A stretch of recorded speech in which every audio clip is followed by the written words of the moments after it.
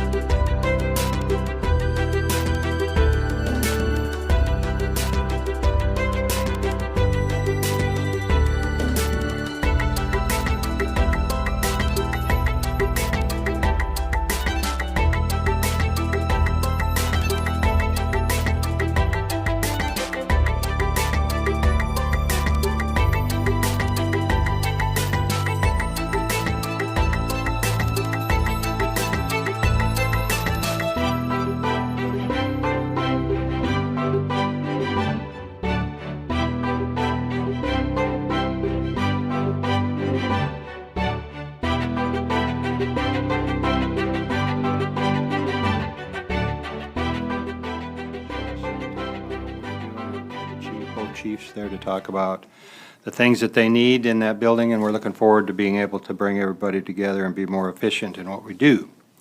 So we'll go ahead and call the work session to order for March 26, 2026 at 1:16 p.m. and pleasure to have each and every one of you with us. The first item is our citizens' comments. Shanae, do we have residents who would like to speak? No, sir. Okay, then the next item on the agenda would be the city operations update. Mayor, no updates, but we do have some folks here from VIA for item number 4. So may I recommend that we maybe move up item number 4 ahead of item number 3 so we can work with our visitors. Okay, and before we start that, I've got a couple of proclamations that I'll be doing. So I'll start with Police and Fire FAC. Chief Miller, you want to join me up at the podium? Got some of your team here. Hi, guys. How you doing? Good. How are you, sir? Thanks for being here. Appreciate you. Hey, how are you? Great, how about you? I'm great. You got everything under control? I know you do. That's why I asked. Your biggest job is to keep them under control. We have a proclamation for Child Abuse Prevention Month. Whereas our children are our most valuable resource and will shape the future of the city of Irving, child abuse and neglect is a serious problem affecting every segment of our community. Finding solutions requires input and action from everyone.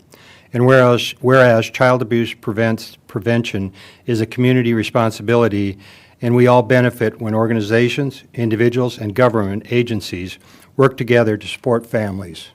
And whereas effective child abuse prevention activities succeed because of partnerships among families, social service agencies, schools, faith-based organizations, law enforcement, and the business community.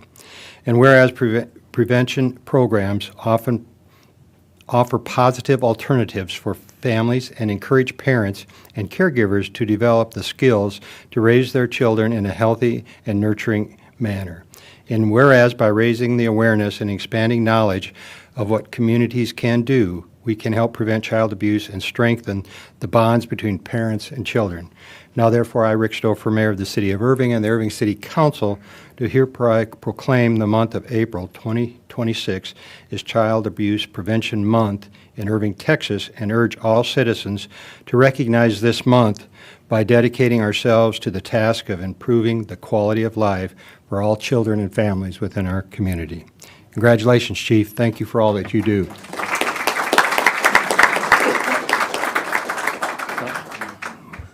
You want to speak? No, thank you very, very much, Mayor, for the proclamation. This is, right now, members of our FAC are actually working a case right now. And unfortunately, this happens more than you know. And to have the support of the city and bringing the community and community partners together to try to prevent this means a lot. So thank you so much for the recognition. Chief, we really appreciate you continuing to work diligently with our Family Advocacy Center. Something that was started 2 or 3 chiefs ago, and you all have taken a lead in it, and your staff, and we have very, very dedicated and qualified people that are working diligently, and it's unfortunate that they are actually doing that as we speak, because it would be nice to have them here to recognize them, but they are busy doing this all the time.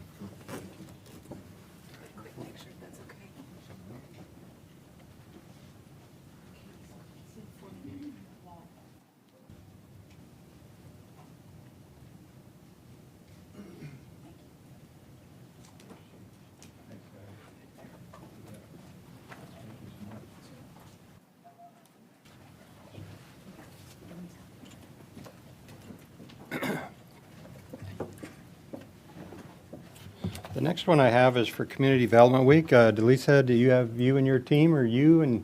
We have the team. All right. We get to see all the people that are so hardworking in this area.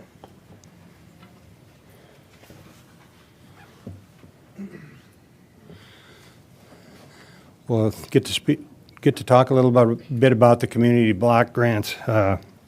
Community block grants, I'll get into this a little deeper, were something that President Ford put into place in 1974. But when I got on the council in 98, we weren't taking the block grants because nobody wanted to use the federal dollars. But I was elected in 98. In 99, we moved forward and started collecting the dollars, and you'll hear the many things that we've been able to do because they are your dollars. They are your tax dollars, and not taking advantage of them leaves a hole within our community. So the proclamation reads, whereas the Community Development Block Grant CDBG program was entered into by law by President Gerald Ford in 1974, providing local governments with financial resources to address diverse housing and community development needs. And whereas in 1999, the CDGB program has been administered by the City of Irving and has positively impacted the city and its residents through housing, infrastructure improvement, social service partnerships, and quality of life enhancements through citizens' input and public-private partnerships.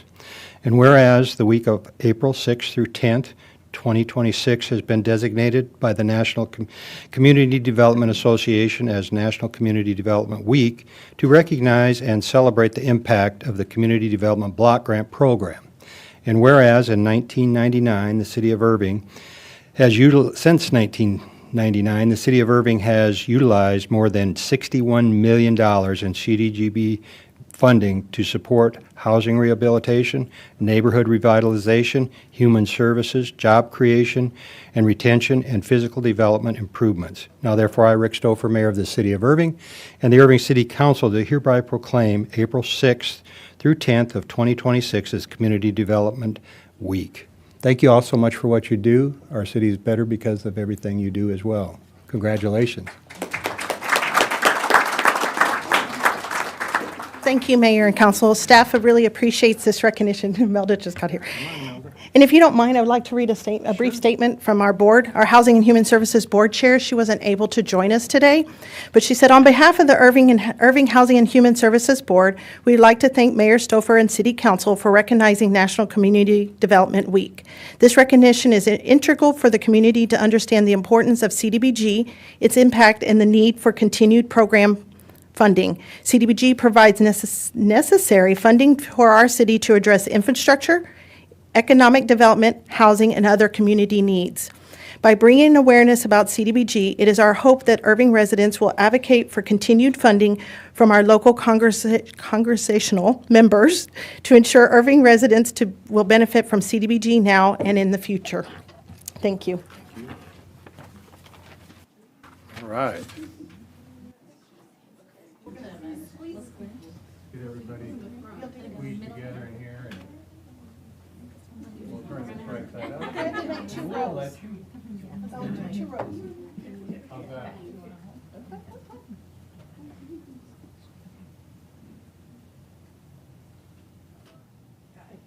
Thank you all. Thank you, Mayor. Thank you for all you do. You bet. Thank you. Thank you. Hey, you doing all right? Thank you, Mr. Mayor. Good to see you.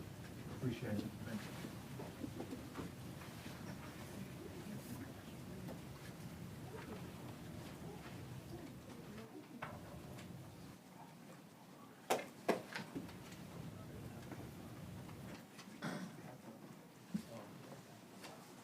So, Chris, you want to move number 4 up, and then we'll go ahead.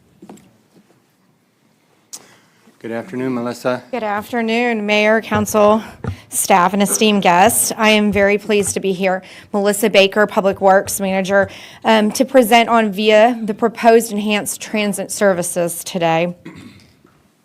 We're looking at a couple different components as a part of these enhanced transit services. One is the bus route 225. We would be looking at 3 vehicles, 12-seat Ford Transits. This service would be Monday through Sunday, 5 a.m. to 12 a.m. 24 stops, the frequency 35 to 60 minutes, the $3 rider fare, same as DART. So we are looking at mimicking the exact same operations as DART, which would be operating hours, fare, stops, and frequency, all the same as the DART. The stops may be adjusted as needed. It's just a side note. We're also looking at bringing back the bus Route 255 as well. Same services, the 3 12-seat Ford Transit, those will be ADA compliant. Same service, 28 stops, the same frequency, $3 rider fare, and again, all the same hours, fare, stops, and frequency as DART. This is the third component that we're looking at in these transit services, the Las Colinas Urban Center Circulator, 2 12-seat ADA as well compliant Ford Transits. The service hours would be Monday through Sunday, 10 a.m. to 2 p.m., and then 4 p.m. to 10 p.m. 12 stops. The frequency would be 15 to 30 minutes, free for riders. And then, of course, the stops may be adjusted as needed. These stops are estimated, so again, we can change those.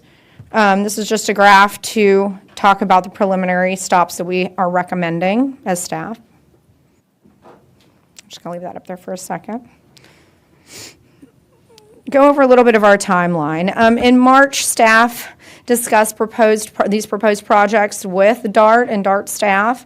They've sent over the project information, and as of to date, no DART proposals on any of these 3 projects I listed have been sent to the city. March 26th, work session presentation, we're here with you today. We're going to seek approval for the GMP funding reimbursement in the April timeframe. We are anticipating and working with the city attorney's office, so thank you to KO and Zach and their staff, diligently working with us on trying to bring that contract back with VIA on April 16th for your review. And then once the contract is signed, VIA can be up and working, fully operational on those components I mentioned, 30 days from contract signature. They are in the audience as well. Thomas and his staff is here. Thank you, Tom. It's right there, if there's any questions. A little cost estimate breakdown we'd like to go over here with you. You'll see that total in cost, year 1, not to exceed the one-time upfront costs. These are including all 3 components. And then you'll see the annual operation costs and then the per vehicle hourly rate. So not to exceed the 1.8. Take any questions at this time, and then we also have VIA here if there's any questions as well. Melissa, I Mary. want to add a couple things. Absolutely. One, we have asked DART to give us a cost on this of what they could do to continue to do it. We haven't received anything back from them as of this time. Second of all, I have sent a letter recently, we were working on it yesterday, Orlando and team and you and others and Chris, to Michael saying that, you know, there's money being spent to study the people mover, or what I call the people mover, the ADT, that would they send us some dollars to work on the circulator in here and also look at it as a potential, how it could be incorporated into the people mover. So I've asked, and I'll get that to you, Dennis, I apologize, I didn't get the letter to you. We just finished it up this morning. But requesting from the RTC some dollars to pay for the circulator and also to use the information that VIA will be gathering about it to incorporate that into the study with the APT as well. So just wanted to add those 2 pieces into it as well. I don't know if, Al, if you were first or Den, or I was. I'll let you, Al? Yeah, thank you, Mr. Mayor. Circulator, have we engaged with Las Colinas Association? Because we're really supporting a lot of their members of their association, because I'm one of them. And so that's a real opportunity for them to join with us. And I think we ought to see, because, you know, all those owners of the buildings, mainly residential, but a lot of apartments as well, this is a real opportunity for them. So I don't think we should be completely 100% shouldering it. David? Yeah, this is more for VIA on my first questions, if y'all don't mind. Comments in your hand? I was going to, yeah, if we got questions for VIA, I was going to bring them up. Yeah. Is there any Let's other go questions? in there. Is there any Well, other these questions are- of Melissa before we, yours more VIA?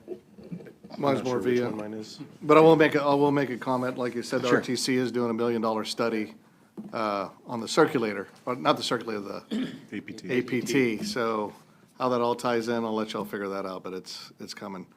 For VIA, can you take us through, Hey, I got one question for Melissa Okay, right sorry. before she goes. Simple question too. Can formula funding from RTC be kind of used to help fund some all of this? Have we looked into that?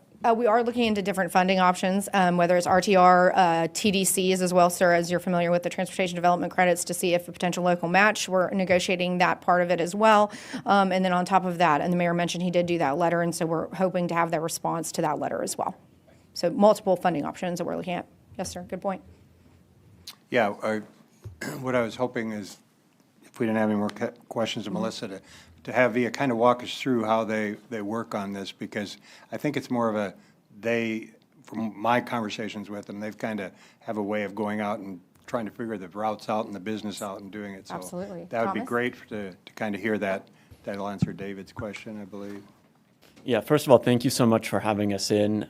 Happy to give you all some context on how we approach services. So just for context, and I know we've presented a while back, but to familiarize everyone, VIA really specializes in transit solutions in DFW. So we operate in Arlington, Fort Worth with Trinity Metro, DCTA, Grand Prairie, and we are very excited about this opportunity here.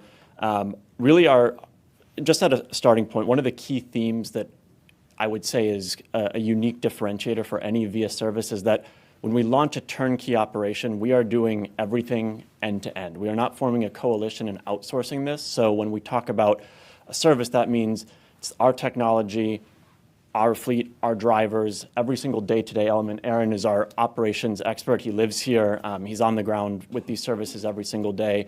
So just a little bit of context on our enthusiasm for continuing the DFW storyline.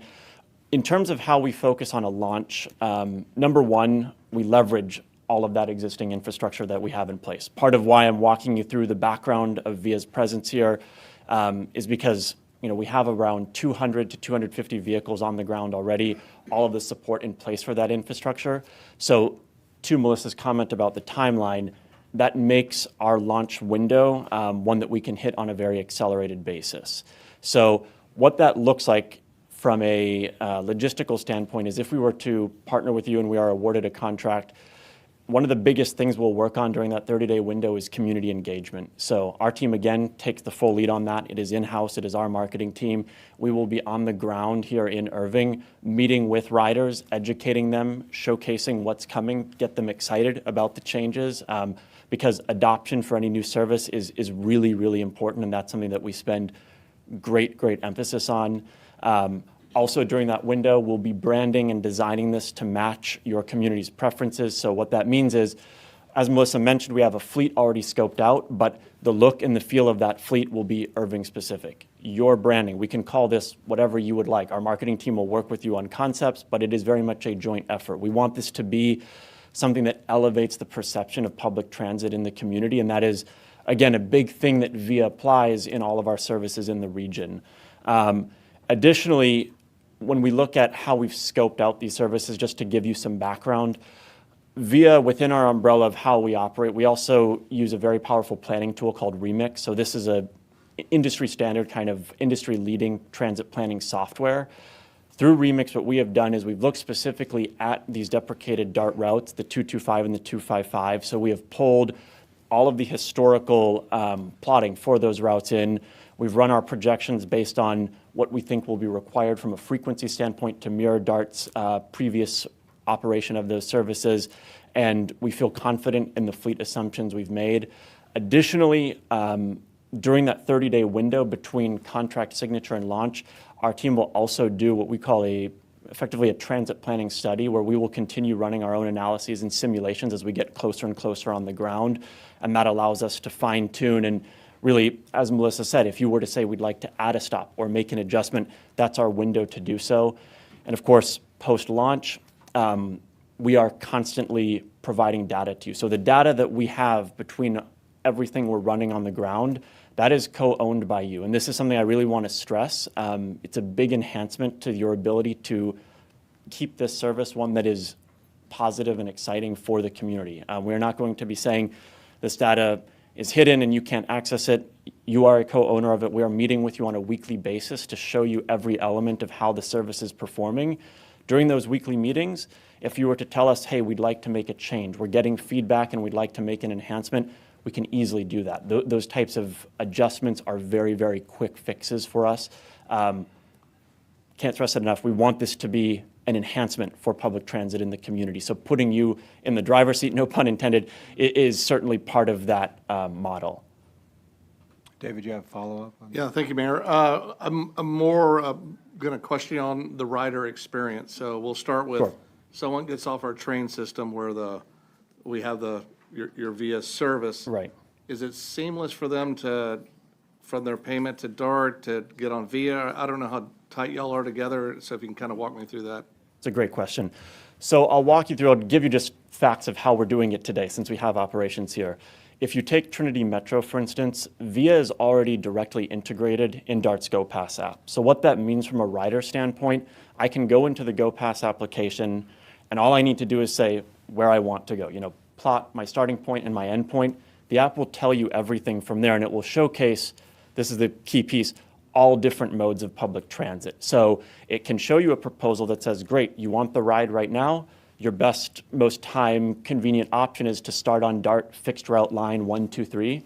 And then when you get to this stop, you're going to transfer to via circulator XYZ. And it will allow you not only to map that journey, but you can book the ticket in one place. You can pay once. I mean, we, of course, I'll just stress here, because we're not launched, I don't want to sound presumptuous, but everything is a policy decision when it comes to fare structure, transfers, et cetera. But the way we have it in place with Trinity Metro, if a rider is using the GoPass app, it is truly a seamless one-stop shop experience.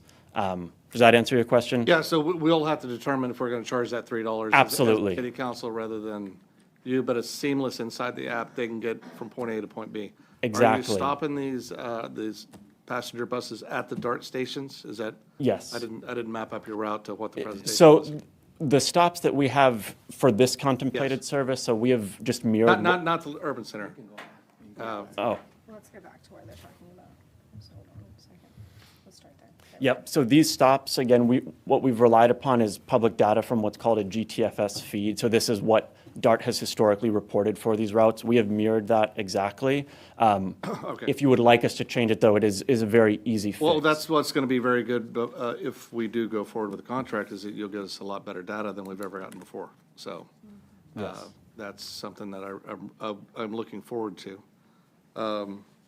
As far as the circulator and Las Colinas, I think just like Councilman Zapata said, Maura Gast here from the ICVB, that's on one of the stops, is making sure, because this is brand new. I mean, Right. We've had the APT before, but not really a circulator. We've had gondolas going around the lake, taking people around. And we got to make sure this is going to be a success going forward. So when this is planned and going, if we go forward with it, of course, how do you charge? Is this the same $3? This So- would be a free circulator? It's a free circulator. Policy decision, Right. That would be a policy, Okay. Melissa, sir. That would be a policy decision. At the launch right now, this is the Las Colinas Urban Center circulator will be free for riders. Okay. Currently, yes, that's the proposal. All right. I always like to charge a little something so people have a little ownership, but that's a whole different philosophy. As far as this tying in seamlessly to DART as well, because you do have a few DART stations there. Same concept.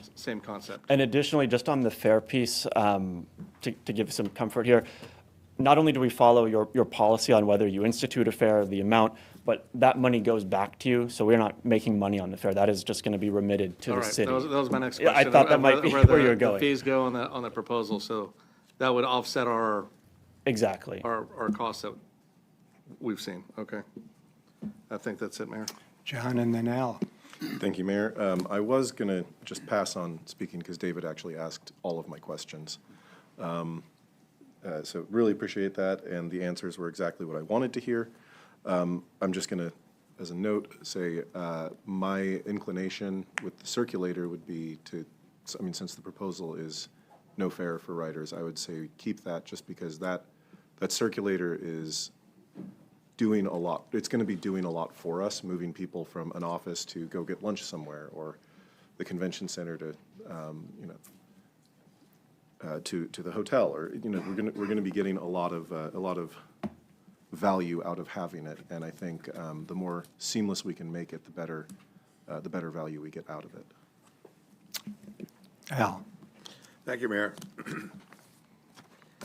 First of all, thank you for having the interest to provide proposal in some of your concepts. I'm going to walk you through what I'm thinking about it and just see what you can come back at me on, or us on, because this is more of a overall approach that I'd like you to comment on. First of all, we have been working to think about ways to activate the urban center. And the circulator is circulating the urban center. And so what I'd like you to comment, not yet, I'm going to kind of walk you through it, is that, first of all, it's a transit plan that you are developing based upon what our needs are here in the city to create a circulator. As part of that, and David, you hit it because you're right, always on ridership, and what does that mean? Do we really know what that is? And so what's the benefit? Well, the benefit is going to be to not only the riders, but where are the riders coming from? And who are the quote-unquote corporate, retail, commercial, et cetera, partners in this? Because when you look at what that circulator looks like, you're talking about rider services to both people that are there working 8 hours a day, as well as people that are coming and going. Because as you well know, we have about 80% of the people that work in and around in Irving, but especially in the urban center, don't live here. So there's a real opportunity to also have an action plan. How do we then help on the development of the retail, the restaurants, the tourism music factory, et cetera, et cetera. But also when our ICVB, and Maura knows exactly what I'm talking about on this, is how do we then, when we get these corporate conferences coming in here, that wouldn't it be great for them to be able to have this riders circulator, number one. The other is DCURD. DCURD and LCA are integral to what we have to do with this, because they're our partners. They're the ones that develop that whole area. And so when we look about, I know for a fact that DCURD, because they briefed us just about 3 weeks ago, that they are now working with our friends at the regional transportation. I think enough of us are working in transportation, but Dennis Webb in particular, that we've got the North Texas group that is now looking at how they can help put money into the type of technology that the APT, which is owned by DCURD. The other is LCA actually is an association of businesses and people that are the property owners. So I'm just going to put it forward what I think is something I hope you're thinking about. I hope you talk to them. If not, I would really urge that you do. Why? Because we're not going to charge for riders. We're going to use our money. That's fine. But guess what? We're applying that to the people that are either coming to Toyota Music Factory, parking and walking to that facility or to the restaurants, but also the people that are coming and going in those apartments all along and around Lake Caroline. And also these major corporations, a good example is Wells. And if we then start to see the APT start to then be developed, and let's hope so, then we're going to have a real opportunity to really do something in the urban center. That there's been visions and hope for that, to include the canal, obviously. So I would really urge, I hope you're thinking of this, and maybe you have it as part of your plan, but if not, I would like you to really work with Melissa and our team, because you've got a rich environment of other ways to bring financing in, not just only to maybe help us on what we're going to use our money, because we're not going to charge them. Well, guess what? The people are going to be using it. It's a user fee. Well, they can donate those corporations. So, I mean, there's a lot of things that can be done. So I wanted to just lay it out to you and see what you have to say, because I think that I hope if you're really doing it this way, then I'm really, really happy with what you're putting forward, or at least I'm going to be looking forward. So if you want to comment, I'd sure like to hear it. Sure, I can. Do you want to comment first? So I think, first of all, excellent points. I think your analysis and your insight, frankly, as a local, just on the ability to catalyze some economic development and think beyond just a partnership that involves VIA and the municipality, but VIA and the underlying economic drivers here. I truly could not agree more. This is something that, first of all, we will absolutely work on. That'll be a big part of our ongoing dialogue with Melissa and the team. We have a pretty real precedent for doing this. So just on the partnership model, as I mentioned, beyond just working in a capacity where it's VIA and the city of Irving, we have also approached cities where we have a third prong in that partnership, where there's also us working with a local business foundation. So sometimes it will be a local consortium of, as a real example, downtown district business owners, and they see that, okay, the service is driving meaningful traffic, so they want to, in certain cases, again, this is just an option, but they may say, we would like to subsidize to amplify service because we're seeing a direct impact. From the VIA perspective, that is the type of win-win that we're going for when we launch in a new community. So again, I just think you're thinking about this very much ahead of the curve, and it's absolutely part of the playbook. I don't know, Melissa, if you want, or Absolutely. Okay. I was going to say, as we're looking at these stops, a council member, I think you have a great point. There are a lot of future economic development and future partnership connections there on the private side, and we can definitely explore that as this is kind of preliminary stops in a preliminary route. But I definitely think there's partnership opportunities in the future, and I think the demand is there for the service. Well, I'm going to even push it farther. When you look at how many people are coming to work in Wells Fargo and the building, and will continue to increase, I think, I don't know, Mayor, what, 6,000 people maybe? We say they got 33,000 people a day in the urban center. There we go. Number one, you got Hillwood, you've got Christus, you've got Caterpillar. I mean, I can go on and on. I mean, it is a target-rich environment. So I really urge, as you go forward with the planning and with the, then I think there's a real opportunity to bring in the partnership, because now we have an opportunity to, and by the way, Chris, this is really a prelude to what we may be looking at with PUD 6. And how does that all come together? So trying to think ahead. Excellent point. Abdul. Thank you, Mayor. Couple questions and couple comments. So basically, I like the proposal. This is very good. You know, this is the time of the year where people give us the feedback on how we are doing and things like that, especially in absence of these two routes, Route 225 and 255. So basically, we are replacing the DART service to VIA. Am I correct? Correct, sir, Okay. on those two routes, yes. And the routes are going to be the same, the stops are going to be the same. Is the fare $3 is the same as what DART used to charge, or is it? Same fare, same Same stops, same fare, Very same good. route, yes, sir. Now, the second question I have is, if it approved, Oh, yeah.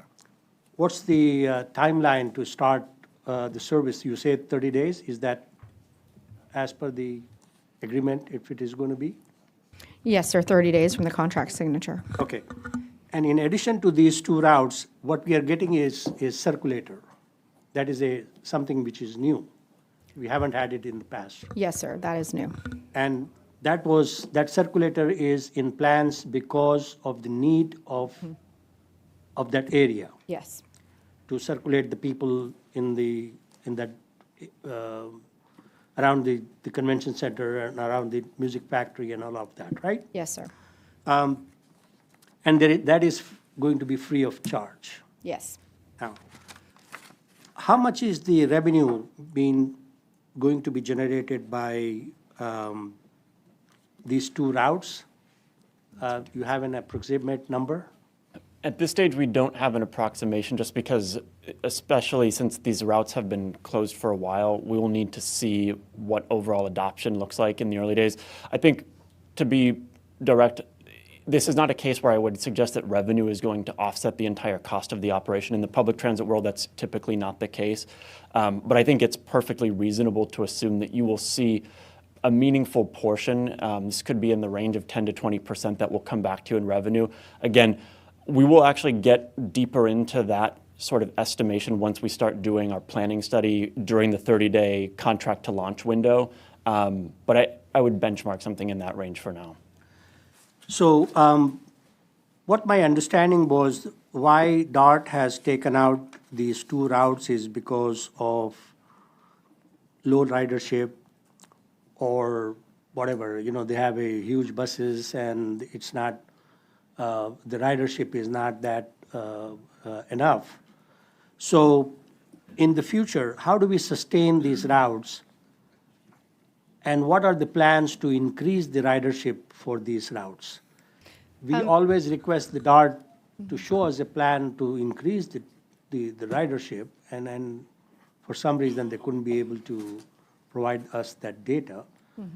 Is VIA going to increase, and what are your plans to increase those ridership to those routes?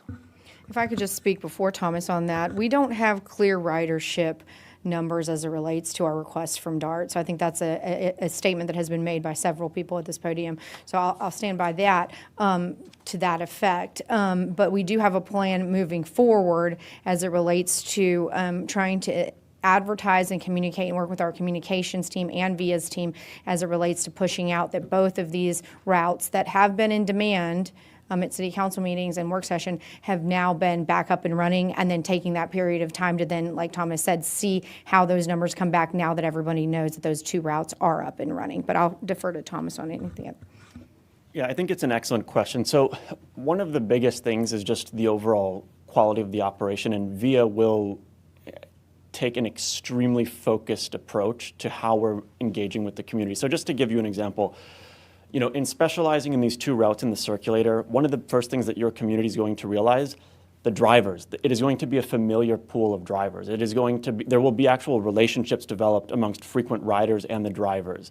And that is, I start with that point because I think that is reflective of a lot of the VIA model. You will see that this feels like something that is very specific to Irving. It is not going to be a solution that is kind of a one-size-fits-all. This will be tailored to you.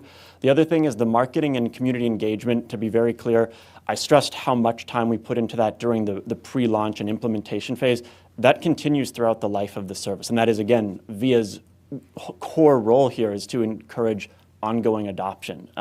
So that lever is, I would say, one of the biggest drivers to just ensuring that you are getting the messaging out, and also learning how to refine and optimize. If you're getting feedback that, hey, I want a stop adjustment, all of those things, again, the data transparency, another huge gateway to driving ridership, improving the experience. I think that's really where I would start and kind of highlight it just in a summary format. All right, that's very good to know. Now, my last question is, now we have operational cost as 1.5 million, not to exceed at 1.8. But in the future, if the operational cost goes high, we are still going to have the funding available for, or how we are going to adjust that?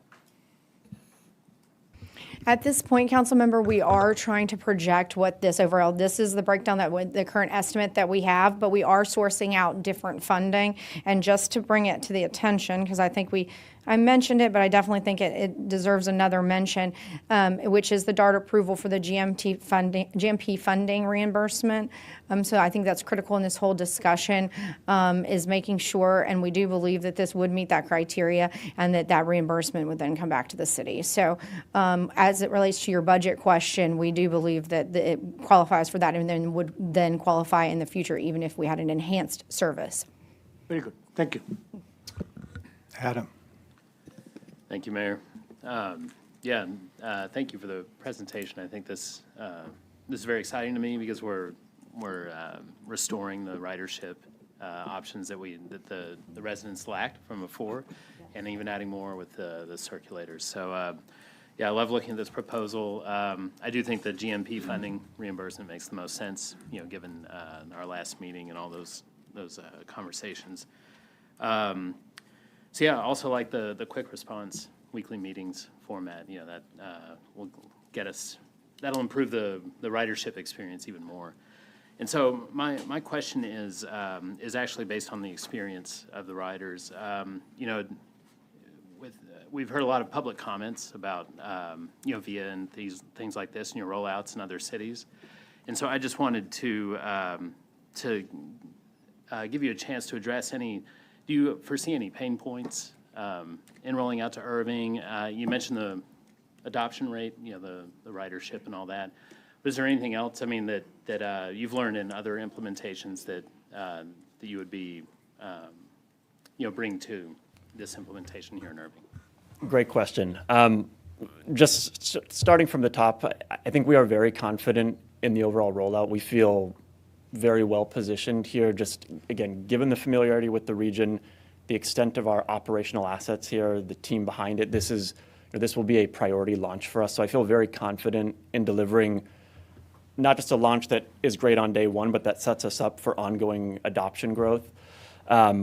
The other thing I will say, just in terms of ongoing optimization, you know, public transit, this is a public good.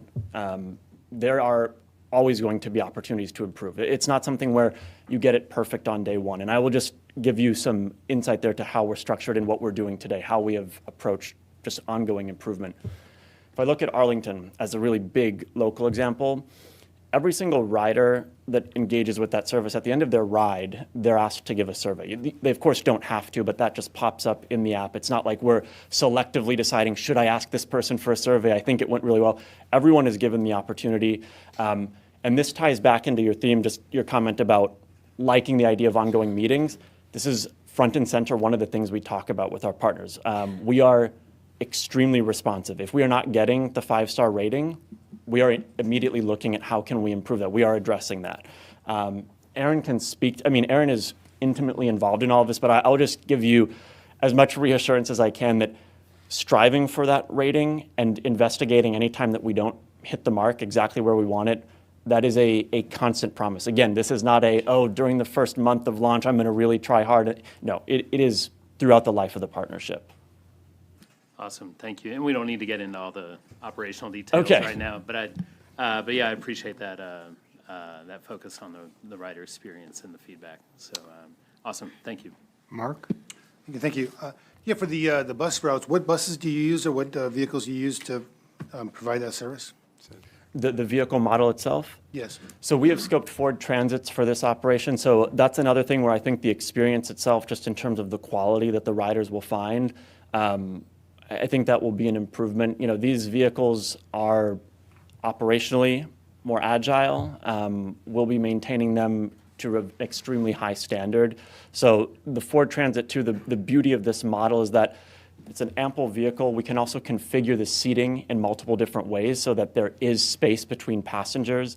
And I think it will give the feel of a more individualized service while still being public transit. And that's part of the goal of how do we elevate the perception of this Irving-centric enhancement.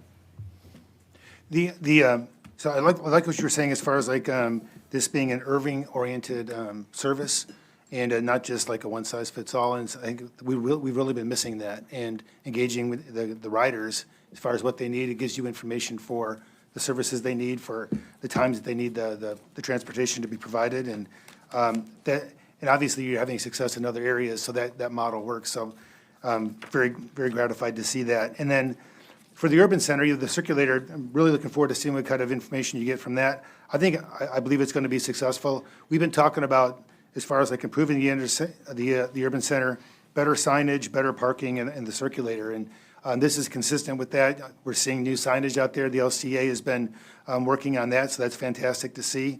Hope to see more of that. Parking, I know we're looking at seeing if we can do agreements with the different private parking garage owners in the urban center to coordinate with them so there's reliability and signage for that, because I think people are looking for that, so they don't have the confusion anymore. They can know where they can go park.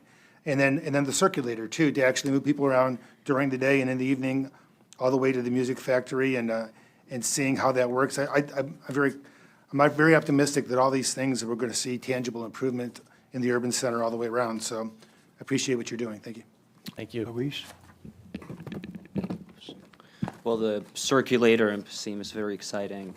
Now, I just wanted to ask, when it comes to the bus routes, so the frequency is 35 to 60 minutes.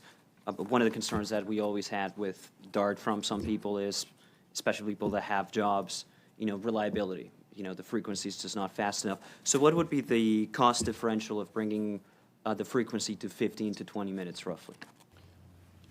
Off the top of my head, I don't know what the impact would be on the model. We can certainly turn around an analysis on that. The other thing I'll just say when it comes to the way our pricing structure is developed, this is an important one. The city only pays based on the usage of the system. So we are not, the numbers that have been shown on the screen, it's not that we're sending you a bill the day we sign a contract and say, you've committed, pay me this. We are instead, of course, there's an upfront cost for just preparing the operational assets, but after that point, once we launch, you are charged on a vehicle hour basis. So that gives us a lot of flexibility. You might say, hey, we've gotten feedback that at these peak times, someone wants a 15-minute frequency.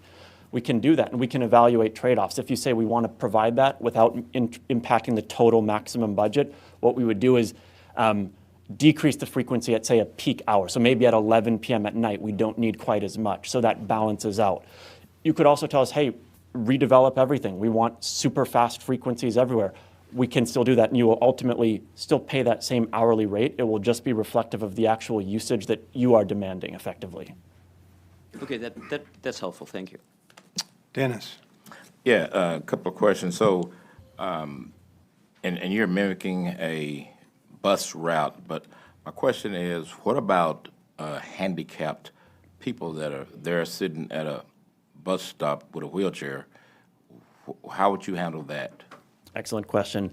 So these vehicles, just on the theme of customizing the configuration, we also bring in a retrofitted wheelchair accessible fleet. So there will not only be a ramp to enter the vehicle with a wheelchair, our drivers are fully trained in providing an FTA compliant experience for ADA riders.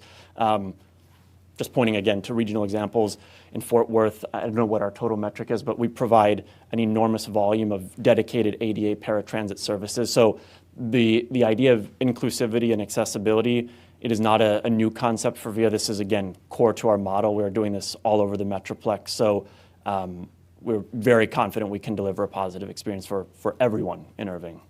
Okay, and then just for me to be clear, these are 15-passenger vehicles? What's the capacity of each So vehicle? the Ford Transit, there's actually a couple different configurations. You have 12 to 15 seat configurations. We will map this out during the launch phase. This will also be informed by municipal preference.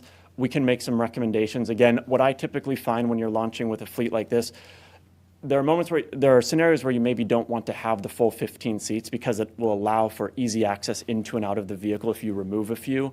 But again, that's something that will be during our fairly constant launch and implementation meetings. We'll right-size all of that with the city. And my, I guess, final question, and again, you've done this other places, but I'm just curious, a 12-passenger van on a route with 28 stops, at some point, what happens when you got the 13th person standing at the at the bus stop and you're full? Absolutely.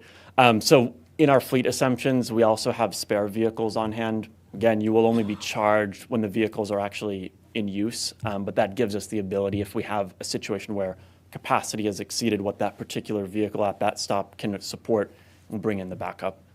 What's the time? We're getting a custom experience here, so if I'm the unlucky 13th person and you discover that you need this other vehicle, how much time am I expecting from the time you alert to the time this other vehicle get there? Without having the service up and running today, I can't give you an exact time, and a big part of that reason too is that we will actually customize the location of our parking facility once if we have the opportunity to work with you, so that would ultimately determine the headway. The other thing is that I think we would be quite nimble in terms of our operation. One of the things, since we would have multiple fixed routes plus the circulator, there is the opportunity to do some degree of cross-pollination between the overall fleet if we have a situation where, hey, Route 255 is seeing a spike in demand, we need some backup. There are some levers we can pull just in terms of overall model. Okay. And I appreciate that because, again, this is not your first rodeo, so I understand that, and pretty sure Arlington and Grand Prairie are a lot larger than us. But I know citizens going to be asking those type of questions, and I need to be able to kind of add that. One last comment. is that, when we look at these, and we're talking about money, this is not something for us to be making money off of. And I don't know if all of y'all know it or not, but, you take a typical Route 225 bus rider who rides the bus, at bus ride, it's like $30, but they only pay $3. And so DART subsidizes the other, the balance of that. So we need to keep that in mind when we're looking at this thing and talking about, well, we're not making money or, but whatever. We're not here to make money. We're here to, of course, let me back up. We always want to make money if we can, but I think we need to make sure that people understand the impetus of this is not to make money, so to speak, but to provide this service for our citizens. And thank y'all for the presentation. Melissa, thank you for your work. I can just tell you, sitting on the RTC right now, I've served on RTC before, but it was boring the first time. It's not anymore. I can tell you, it's not anymore, because there's just a lot of vision, that's taking place, a lot of, looking at, regional transit, and we're busy and making a lot of decisions. So just want to, make sure we keep that in mind, and thank you, Melissa.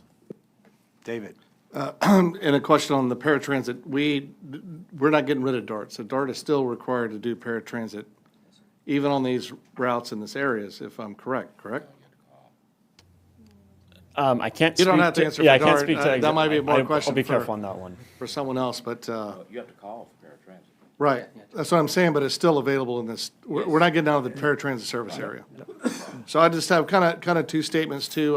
Our Chamber of Commerce has the hospitals in it, all these business owners, so make sure you get with them on any presentations and rollout. Okay. Because we get not just the circulator and Las Colinas, but getting people around that we're not getting around today is kind of something looking forward for us too, where changing a DART route, good luck, right? And that's the final point I'm going to make too, is that we are paying now for a service that DART took away from us. And I don't want to get in this trap where DART thinks we're going to come and save the service that we're paying for all the time. So this is a big deal, whichever way we go. But now DART can say, oh, yeah, we can just drop these lines on y'all, and you're going to come back and spend all the money we're giving you back for GMP. So we just got to be very cautious on making sure that this message to DART isn't one of acquiescence of them just doing anything they want. So that might be your next speech, Mayor, at the DART board meeting. Thank you. Luis? Yeah, and following up on that, I think one of the main takeaways is that this is essentially a copy, an improved copy of those two bus routes. And how much, Chris, how much did DART say that they were spending on that? Was it $5 million a year roughly? It depends on which source that you were going to be referring to. The Ernst & Young study said $4.5 million. DART said they saved a little over $2 million when they removed the route, so Okay, the I numbers see. vary. So we'll see how this plays out. It's definitely, competitive. Okay, I'm going to add my 2 cents before you get in, Chris. First of all, thank you very much for the presentation. I've had the opportunity to speak to the directors of the 2 agencies that you mentioned early on, and they are all, have seen increase in their ridership in those areas. In one of them, you actually tore the whole thing up and redesigned the whole system to where they basically shut all the routes down, and they took input and they looked, and eventually they were able to rebuild the whole system in about a 24-month time frame for one of them, and now they have very consistent ridership and things of that nature. One of the challenges you have, or we have, is at DART, we're just a number. They got all kinds of routes, they got all kinds of stuff going on, and they look at a matrix, this one isn't working, we need to get rid of it. There's no real interaction with the city, with the chamber. There's a lot of money spent on advertising. We spend millions and millions of dollars at DART on advertising, telling how great we are.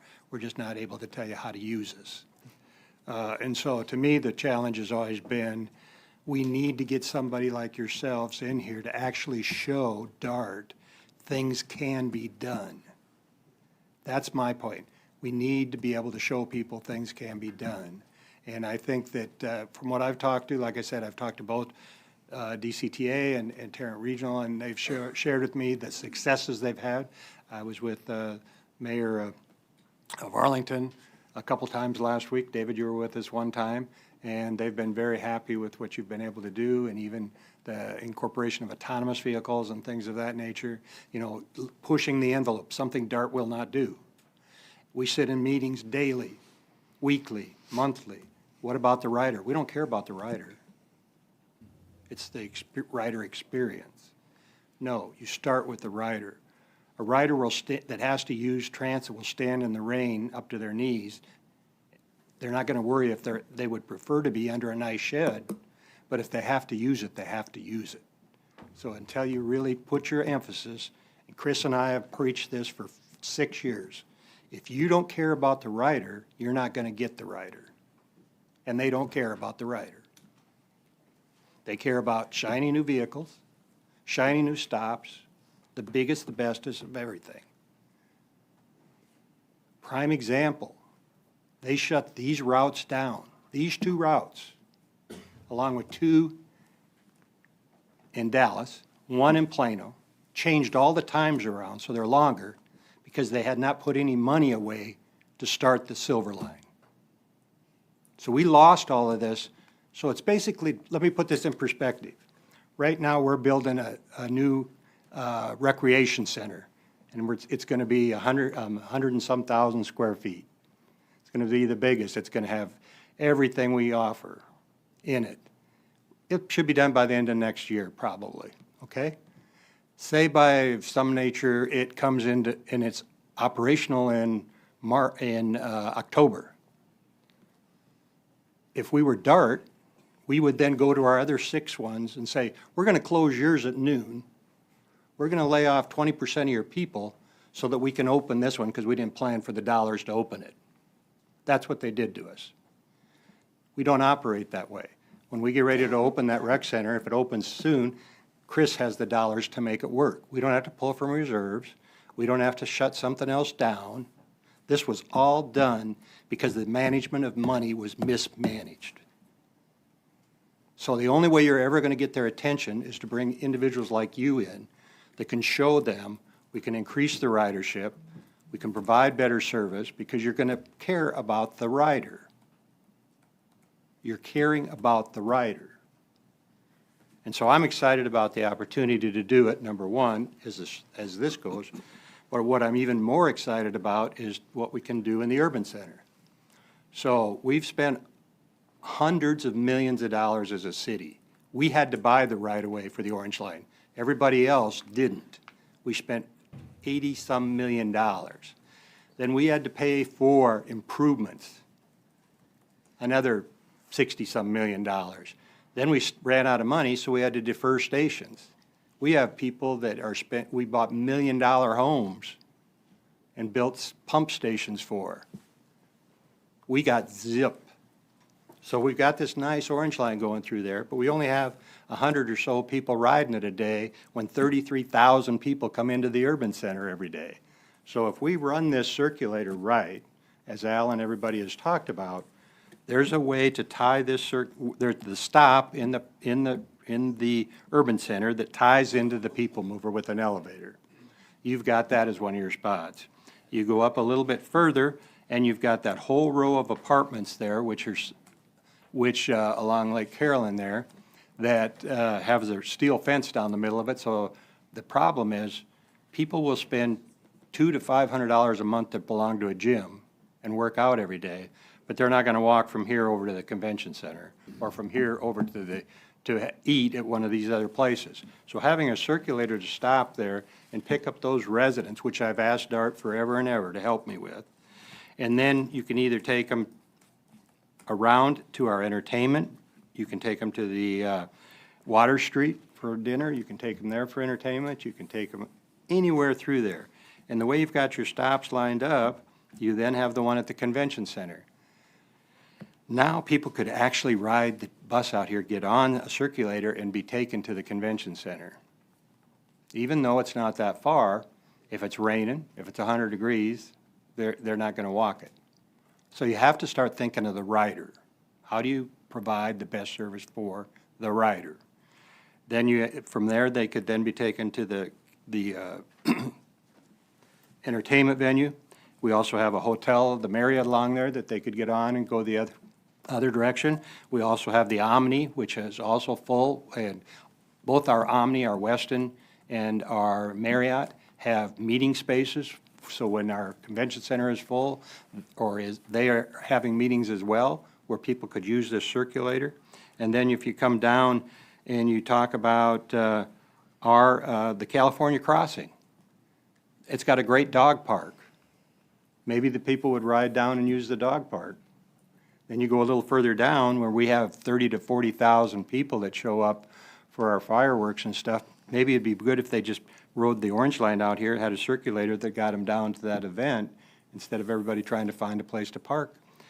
This is something, Al, I know you being in that area and being on the LCA and stuff, we have been wanting this for 20 years. I can't count the number of times we've asked for it. And we're not going to get it from DART. The only way we're going to get it is to do it ourselves and show them that it improves ridership. Now, the hope is, to your point, David, if we can get 300 to 500 people a day riding this Orange Line instead of 200, even if we can double that, maybe then they should invest in what we've done and see that we can try to make it work. Now, it might not, having said all that, it might not work, but at least we got to try it. And so I'm excited about actually thinking about the rider and the rider experience and see how we can get people from our hotels to our convention center, from our apartments to our entertainment venue, to utilize our open space and our events, whether that's there's probably 10, 15 big events that happen where we have anywhere from 5,000 to 40,000 people in the park. 40,000 people were here for the walk, the Heart Walk. This is what would have been nice to bring those people in rather than try to find out where to park them all.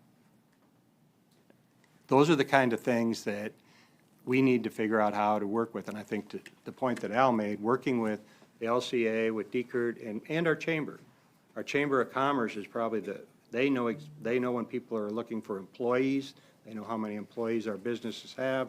For example, I was talking to Harry last week. He just signed 3 new employees to the Millennium, or 3 new companies to the Millennium.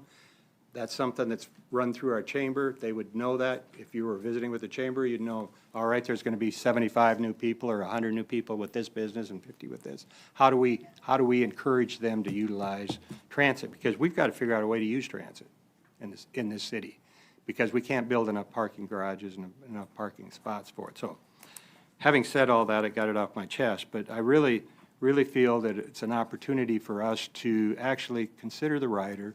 And Dennis, you know this, and we all know this. We've all heard from the people out that are in apartment complexes that if we've got them, this is their new start in life, that we've got them off the streets, we've got them into an apartment, we've got them into jobs, and they can't get to the jobs.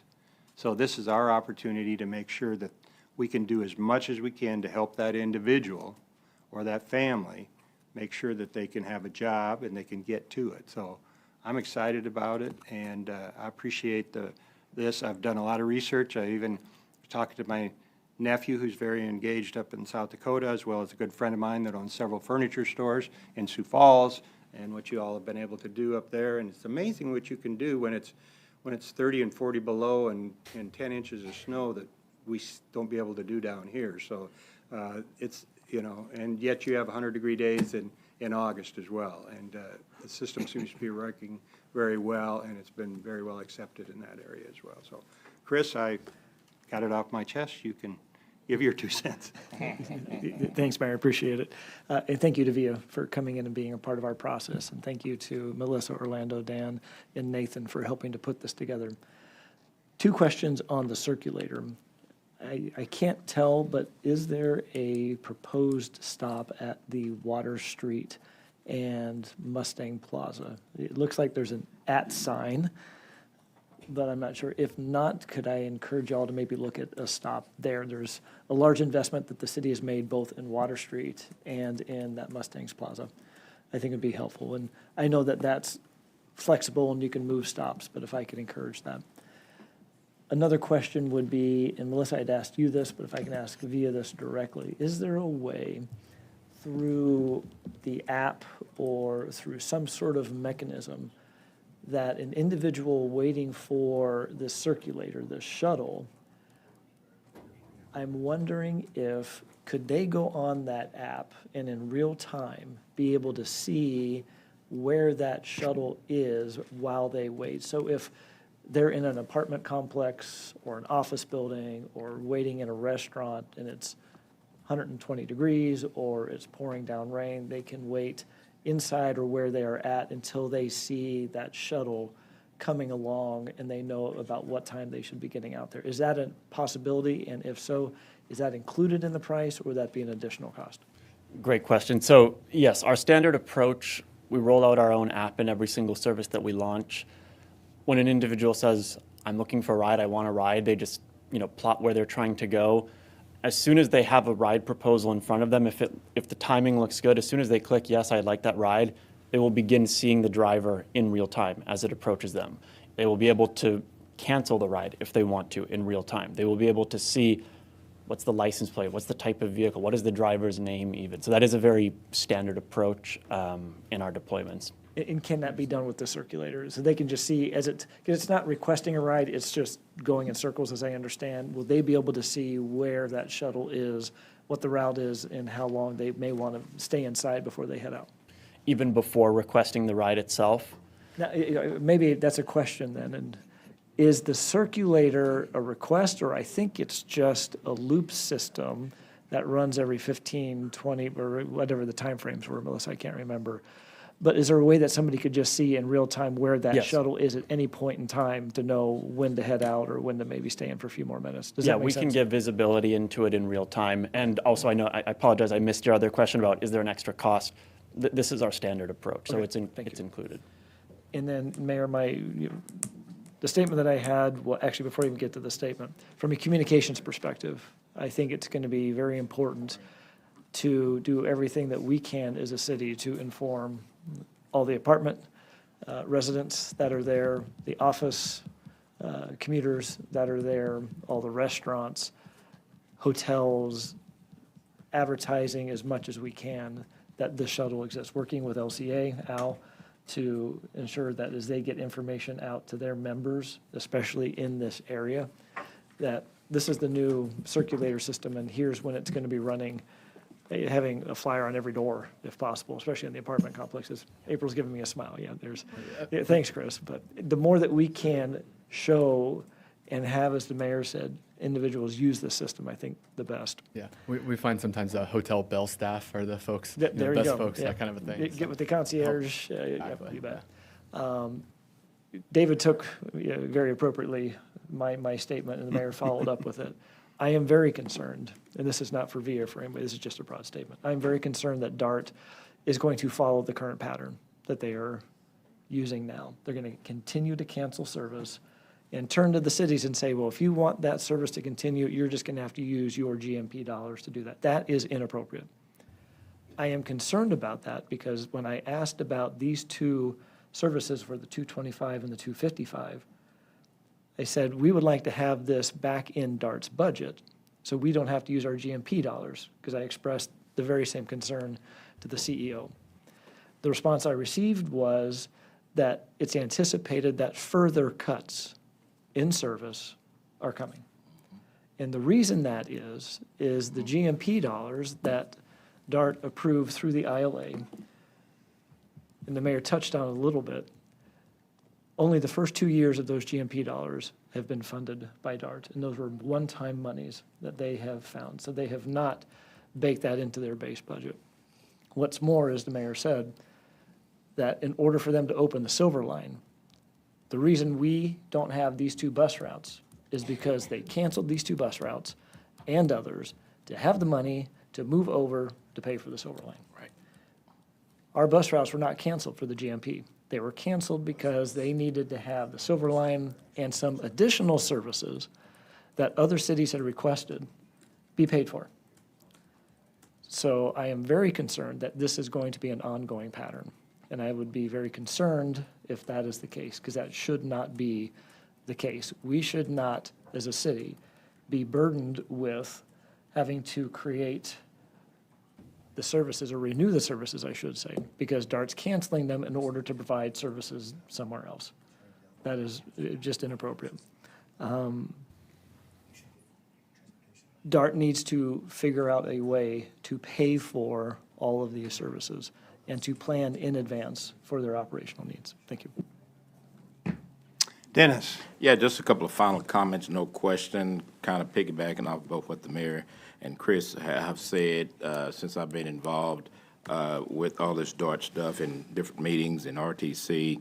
It became very clear to me, and I even expressed it in our RTC meeting, that, and I agree and believe in regional transportation and regional transit. But as I expressed to them, my concern is with my citizens in my city, how I get them around. And then this was further, it became further clear to me that this is also DART's staff's mindset. Because in a meeting a few weeks ago, sponsored by the League of Women Voters, one of the staff members actually made the comment, we got to be concerned about the whole regional rail system. Okay, so that lets me know that their mindset is not so much what individual cities need. It's just this, we're concerned about protecting the entire rail system. They was really talking about DART, wasn't talking about nobody else's rail system. At the expense, it doesn't matter, they didn't say this, but it doesn't matter even at the expense of you losing, we got to look at protecting this rail system, you know. So the citizens need to understand what we've all, Mayor especially, Rick, kudos to you, you've been fighting this battle a long time, and Chris and everybody, what's actually happening in the fight that's actually we're having, and will continue to have, so we cannot, you know, get comfortable. One last comment I'll make is that, you know, and a lot of it is how Irving has always been scolded, seemed like by DART, about, you know, we giving you this, and we giving you this, and we giving you this, and we giving you this, but you only paid this, you know. And one of the, you know, comments they made was about the Orange Line, you know, and unless you do the research, the Orange Line has 31 stops. Okay, there's only 7 of them in Irving. Okay, so there's 31 stops on this Orange Line, but when you begin to listen to them talk, it's like the Orange Line is only in Irving. You know, and then they say, so based on having the Orange Line, you got this much allocated. Well, the majority of people on the Orange Line came from Dallas, you know, out to the airport. So people need to understand that there's 31 stops on the Orange Line, not the 7 that's in Irving. So again, we'll continue to fight for the city, for our transportation needs, but I just need y'all to understand, you know, that we need your support. The citizens, we need your support. You know, and if you got questions that you don't understand, just ask us. Don't go on next door and ask those questions. Ask us, and we will give you answers, you know, that are really more accurate. So thank y'all so much for the presentation. Thank you. Thank you all. Melissa, thanks for all your hard work, you and your staff. Thank you, sir. Okay, what do we got next on the agenda? Do you want to talk about the neighborhood service update? Mayor, real quick, do we need a direction to move forward with the agreement, or we just move forward? That's an okay for us to move forward with the agreement? Bringing the agreement back to council. Yeah. Get finalized. So the question, thank you, Orlando, do we want to go ahead and have them move it to the full council for a council? Yep. Got enough fingers up? Yeah. Okay. Sure, go ahead, Al. Kale, have you got in the middle of this from the contract side? We've been working with them. Yes, sir, we have. We can go forward? Yeah, we've been working with them, so now that we have consensus from you all to bring it back, we'll be working with them to see if we can hit that April meeting. Okay. This is being procured through a cooperative. This service was available through that, and so Plano has also is utilizing or has been authorized to negotiate this, so we're trying to, VIA's been very helpful in getting information to us, so we'll work with staff on it. Chris. Thank you, Mayor. And just as a coordinating note that Melissa put up there, before we can finalize this agreement and start this service, we need to make sure that we put this proposal in as our submittal for the use of the GMP dollars with DART. We cannot be reimbursed for any dollars that we use before they have approved whatever services or projects that they would be approving. Okay. Now we'll move to neighborhood service update.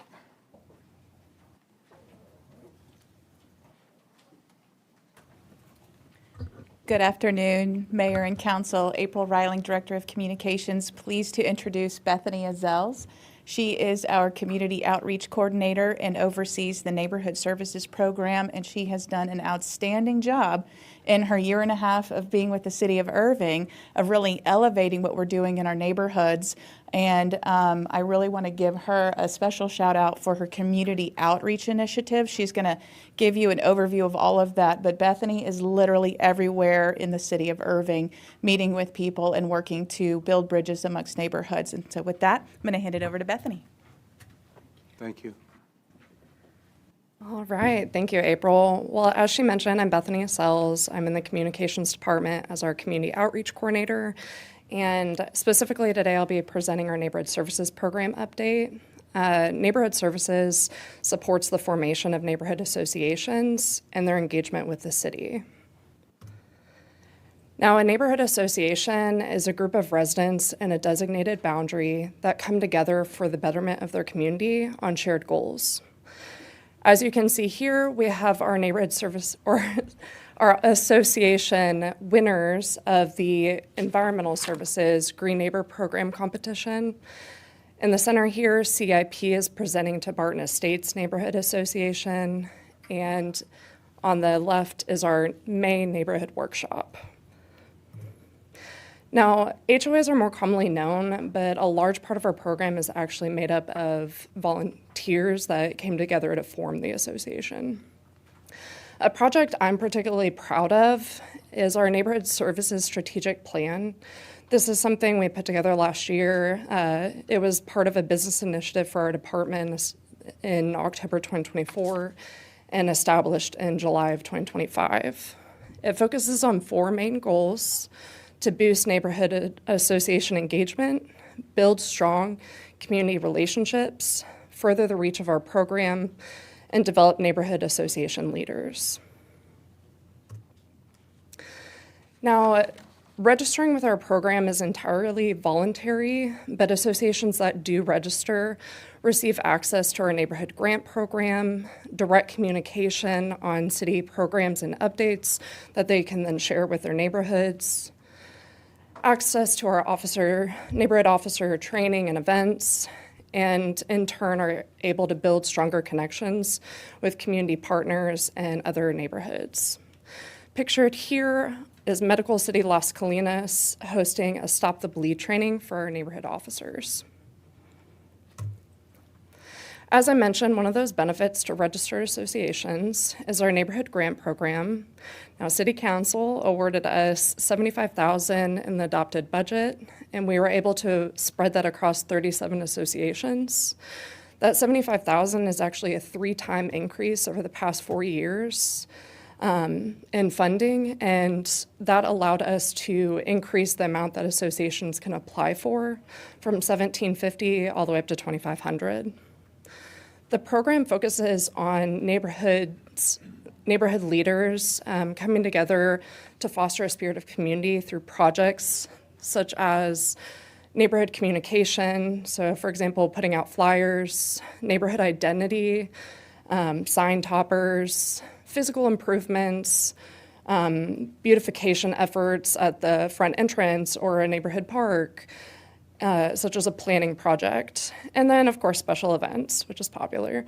Pictured here is the Enclave at Windsor Ridge Bites and Beats event, which I had the opportunity to attend, and they utilized their grant funding towards that.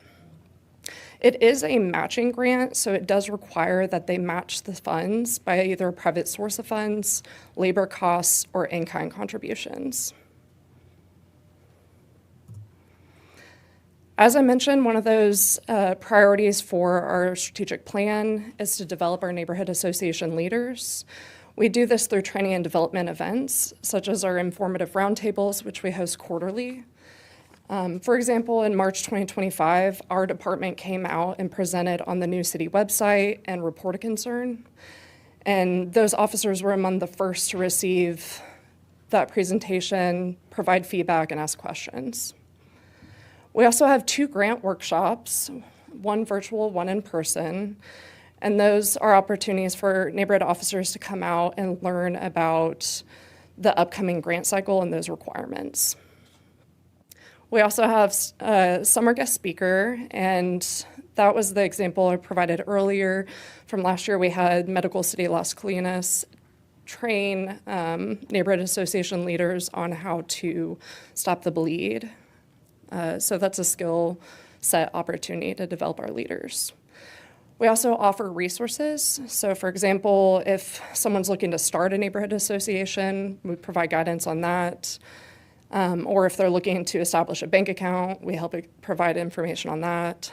And then print services is actually if they receive a neighborhood grant, as part of that they receive discounted printing in our print shop that they can utilize those grant funds towards. So something really important to me is getting out in the community and showing a presence at neighborhood events and community partner events. For examples here, I'm at the Irving ISD Pierce Early Childhood Schools open house, La Valita Bites and Beats, volunteering with the Great Flag Keeper. I'm at both Village Green and Northwest Place National Night Out. I hosted a tent at Holidays at Heritage Photos with Santa. I'm at Nichols Park Spring Fling and a neighborhood lunch with Barton Estates. So how do we determine success on our program? We focus on the overall growth, retention, and community involvement of our neighborhood associations. We were able to increase the number of registered associations, which registered is over the life of the program. And so we were able to increase that from last year 93 to 101. And we retained all 60 active associations, which are the ones that maintain their registration requirements, and actually increased that to 68.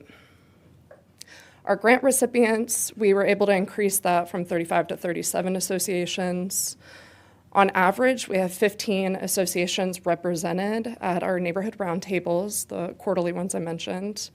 And then Neighborhood News is a weekly newsletter I put out to, and we were able to increase that by nearly 13%, the number of subscribers. Pictured here is our very own legislative officer, Mark Wiggins, who presented at our most recent March roundtable on Senate Bill 840. Now, some upcoming initiatives, something I'm particularly focusing on is reaching out to various departments throughout the city and seeing how we can best work together. Specifically, I would love to host events in lapsed neighborhoods. These are neighborhoods that were registered but aren't maintaining that active status. And so that would be in hopes of getting them back into our program and involved with the city. We also plan on hosting or providing more issues in City Spectrum on our program, including a full-page spread, recognizing our associations in that neighborhood newsletter that goes out weekly that I mentioned, their finished grant projects, as well as their community involvement, and hosting neighborhood service tent at Fusion, so you can see me out there. And lastly, our summer training on leveraging social media for associations. Thank you so much. Do you guys have any questions? Questions? David? Thank you, Bethany, and great presentation. Thank So you. I think I've been to your last two of them, so that. Yes, sir. It's amazing how many people show up and learn and are getting involved, so that's a very success. One question is we're funding, I guess it's 37 grants, it's first come, first serve. Do you think all 101 are going to want these grants when they find out about them, or, because that's, goes to about 250,000 in funding. Is that something we need to be looking for in the budget, and Chris finding money? Every time I say that, I look over at Chris's face. So we'll never decline more funding, Right. but wink, wink. But ultimately, it would land in either two ways. So it would either open the opportunity for the associations that are applying to be able to apply for more funding, or they could, we would be able to expand the number of associations that receive funding. Because I've been to a few that were funded by these grants. Are they giving you receipts for it, or are they getting the total amount and spending it, or are they giving you receipts and you're reimbursing up to that amount? So it is a reimbursement process. And they provide a final report at the end of the year to account for how they spent that money. And Okay, great, thank you. absolutely. Adam. Yeah, thank you, Mayor. Yeah, and thank you for the presentation. Just a quick question for me. I love the Neighborhood Association program and the grants. I know I'm familiar with Nichols Park. They do a great job over there. When residents ask if they can get involved, and I recommend starting a neighborhood association, what would be the next steps? And then I guess if you could just comment also on any advice you've seen that could help sustain the effort and the interest, rather than, having a great idea and wanting to get involved and then the interest tapering off and it lapses, like you said. What advice would you have to that? Absolutely. So in order to get an association started, we advise them to start with a steering committee. And so coming together with 3 to 5 individuals that have a goal to start the association and work together to get the communication out. And then in order to establish, it does require that they provide or they host a initial meeting. So that first general meeting lets the entire boundary, whoever's within that boundary, know that there's intention to start an association, and in the hopes of also getting the rest of the neighborhood involved.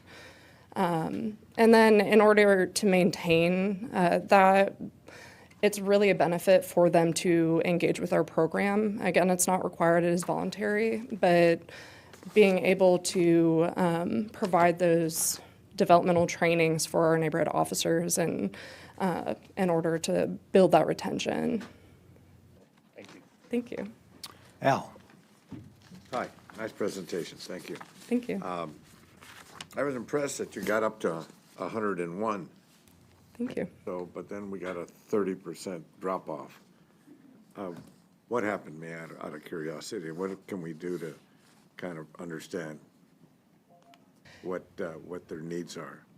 Yeah, so that gap you see is, there's always going to be turnover of leadership, and so something that I'm putting a focus on and helping to train these leaders is that retention and building community to where people want to get involved. And a lot of it is coming together on shared goals. So making sure that you're having that annual meeting in order to maintain not only your requirements when registering with us, but it's important for retention purposes. So to be able to communicate amongst your neighborhood.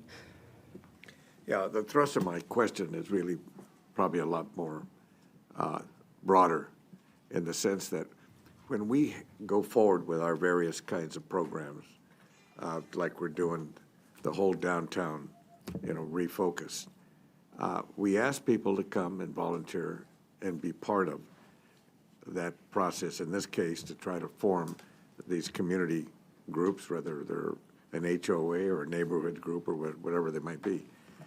And my concern always then centers, are we then promising too much and then not able to sustain that growth? And so, and it's not a negative, I'm just trying to figure out how do we then try to be sure we keep as many as we can, get involved and that want to be involved.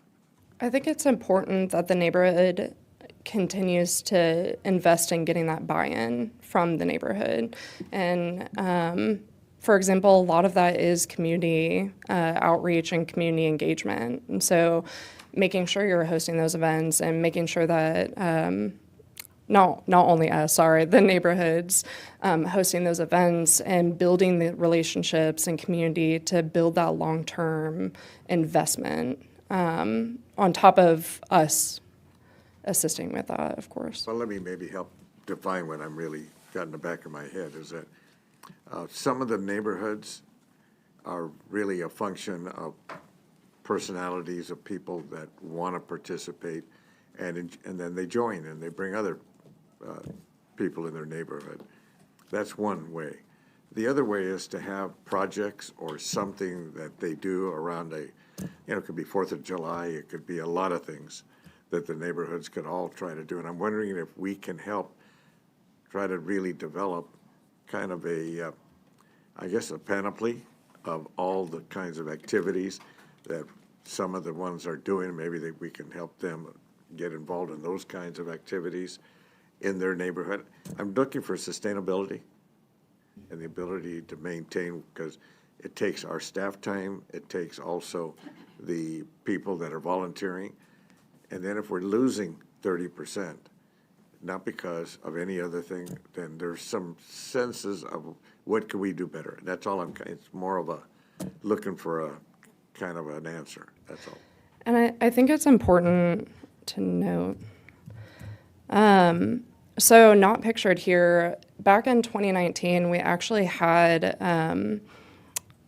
so this doesn't show the active, but as for reference, back in 2019, we had around 30 active associations. And as you can see, that's going to now, we've actually closed the gap a little. So it's just a matter of getting back out and helping close that gap. Okay, let me help a little bit more. Okay. It may be the size of the group versus some are smaller, and maybe if you have kind of a minimum number of individuals that are really trying to help maintain. I don't know the answer. That's why I'm kind of searching a little bit and trying to reach out, because I see the things that we do and the things that we try to then put in play. And some really take off really well for 1 or 2 or 3 years, and then all of a sudden there's a drop off. And by the way, we're seeing that in our nonprofit sector. Right now what's going on as far as able to fundraise for some of the nonprofits. So it just, it may be just a time that we're going through right now, but keep doing what you're doing, keep reaching out and trying to see how we can just get a little bit better, the sustainability piece of it. Okay.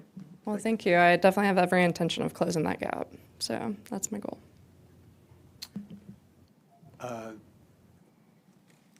Abdul, I think he just left his light on. Oh. Thank you, Mayor.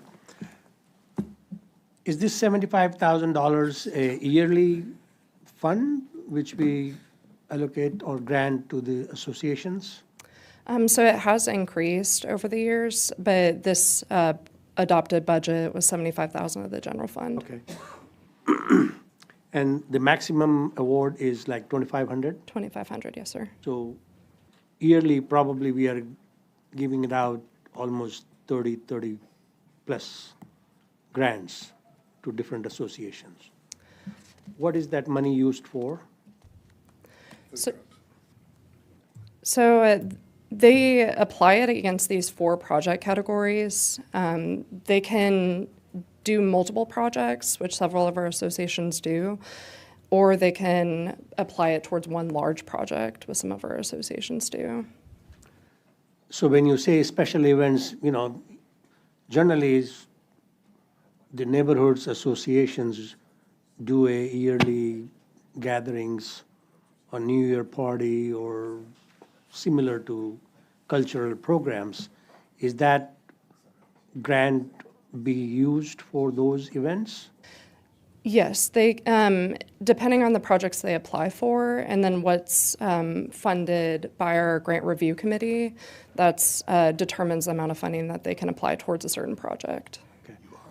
So if a neighborhood grant being awarded for $2,500, when are they going to be eligible again next time?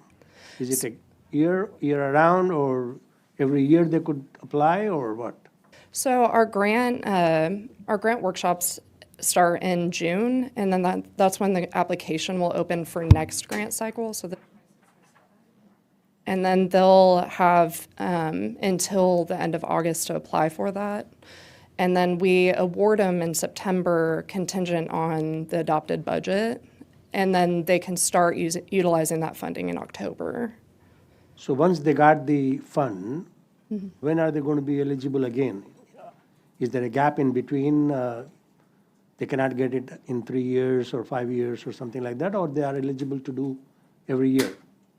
They have the opportunity to apply every year, Okay, thank you. certainly. Any other questions? Great job.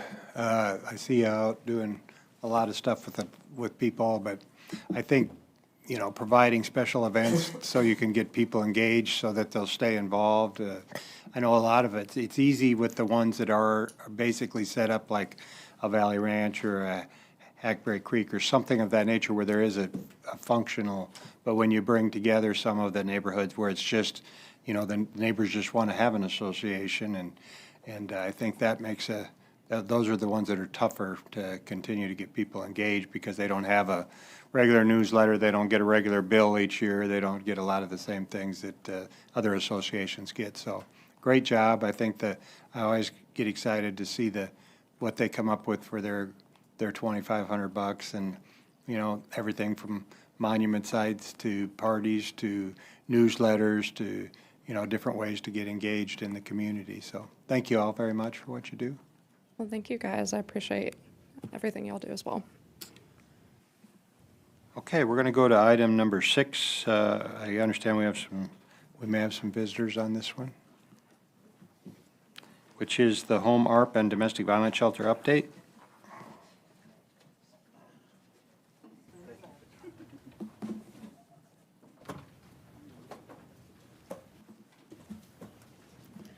Good afternoon. Imelda Speck with Housing and Redevelopment. I have Maureen Milligan and Suzanne Smith with me today. They are with Grow America and Social Impact Architects. As you may recall, Maureen helped us put together our home ARP plan, which includes the $2 million towards the DV shelter, and Suzanne helped do that DV feasibility study last year. We're coming back since the last time we updated you in September, where we received direction to go forward with an RFI to see if there would be any potential operators looking to do a DV shelter here in Irving. And so we are here to provide those updates and talk about next steps. Maureen? Thank you. Yes. Good afternoon, Maureen. Nice to see you, Mayor. Maureen serves on the dartboard with us. Oh. I got some questions. Should I start backing away? I just wanted everybody to know that she's very involved and she spends a lot of time doing good work and volunteers a lot as well, in addition to her day job. Thank you, Mayor. And I often sit next to the mayor at the dartboard meetings and keep him in check. So I'm doing a public service to the city also. She puts up with me. And I'm a neighborhood association leader in Dallas, and we do not have this level of support for our neighborhood associations in the city of Dallas. So absolutely appreciate what you are doing. $2,500 goes a long way. That's a good food truck and some beverages and some other wonderful things. So I'm here today with a really short presentation to just give you an update of where we are with the proposed domestic violence shelter. I have Suzanne Smith from Social Impact Architects, who was the consultant who worked with you on the feasibility assessment. And so if you have nitty-gritty questions about that, between the two of us, we should be able to answer your questions along with Imelda. So we're going to go through a number of things today just to refresh your recollection. We're going to let you know the status of where we are, what funding sources have been identified for the family violence shelter, and then really talk through the request for information and how we've framed up, based on your guidance, the city's role as the developer of the shelter and then the nonprofit operator's role as the operator. The timeline, we certainly do have some commitment and expenditure deadlines because we are using federal funds, so we have to make sure this project, if it is going to keep moving forward, that it does stay on its timeline, and the next steps then that are proposed. So as part of the feasibility assessment and really the home ARP plan, we identify that there is a gap. With the closing of Brighter Tomorrows, you don't have any shelter beds that are directly committed to women and children who are experiencing domestic violence. And so that is a gap in your community. And you've given guidance that you want to address that gap by having a facility within the city of Irving. a recap of the feasibility assessment. So there were really three key things that you wanted to understand with that was, is there a need? Obviously, we've identified that there is the need. And then how should that shelter be sited and designed so that it's taking into account all of the lessons learned from family violence shelters that have been built throughout the years, that you have a best-in-class shelter within your city, and then how much is it going to cost? So you were briefed on this, as Imelda said, in early 2025, and then gave us the go-ahead to move forward with issuing a request for information, which is a much more, it's less formal than a request for proposals. And whoever responded to the RFI, that was not a mandatory step. So we had shelter providers that responded to the request for information, but when we move forward with the request for proposal, we anticipate we could get additional respondents above the 2 that responded to the request for information. And so there were 4 key things that we wanted to hear from potential qualified shelter operators during their response to the request for information. So one is just, was anybody going to respond? Is there anybody who has experience? Are there any organizations that are operating shelters in the area or even outside of the area that would be interested in opening a new shelter facility or operating a new shelter facility in the city of Irving? And then we wanted to understand from them, because they are already operating shelters, what are those models, what are those considerations that the city should think about as it's putting together its request for proposals. We don't want to request anything or move down a pathway of how a shelter is designed and operated that isn't aligned with the best practices in the field right now. So we wanted to understand that. And then we wanted to hear, what are the constraints? What are their concerns if they're going to be taking on, as a nonprofit organization, an expansion of their existing shelter operations? Because we need to also take that into account from the request for proposal standpoint and potentially from a budgetary standpoint. And they were willing to tell us their concerns, so we'll go through that in just a little bit. But right now, these are the funding sources that have been secured. So as Imelda mentioned, $2 million in your home ARP funding has been allocated to the shelter. You received a community project fund award of almost $6 million. And then Chris has found under his desk $15 million of general funds that could be allocated to the shelter, both construction, as we'll talk with you, operating reserves that may be needed for those first 2 years of shelter operation before state reimbursements are starting to come in. But we understand from your guidance that the shelter needs to be built within budget. And so in the design phase, that's really going to be where we assess, is it feasible to construct a best-in-class structure and shelter within the budget that we have. And then the qualified shelter operator will be responsible for all operational costs after the keys to the shelter are handed over to them. So this chart is structured. On the left-hand side, you can see what the City of Irving's proposed roles are in the development and operation of the shelter, and then the qualified nonprofit operator. We placed this chart also in the request for information so the operators understood where the city's current thinking was in terms of division of roles and responsibilities. So the first thing I wanted to highlight is that it's very important, the city found it very important that the shelter operator gets involved early.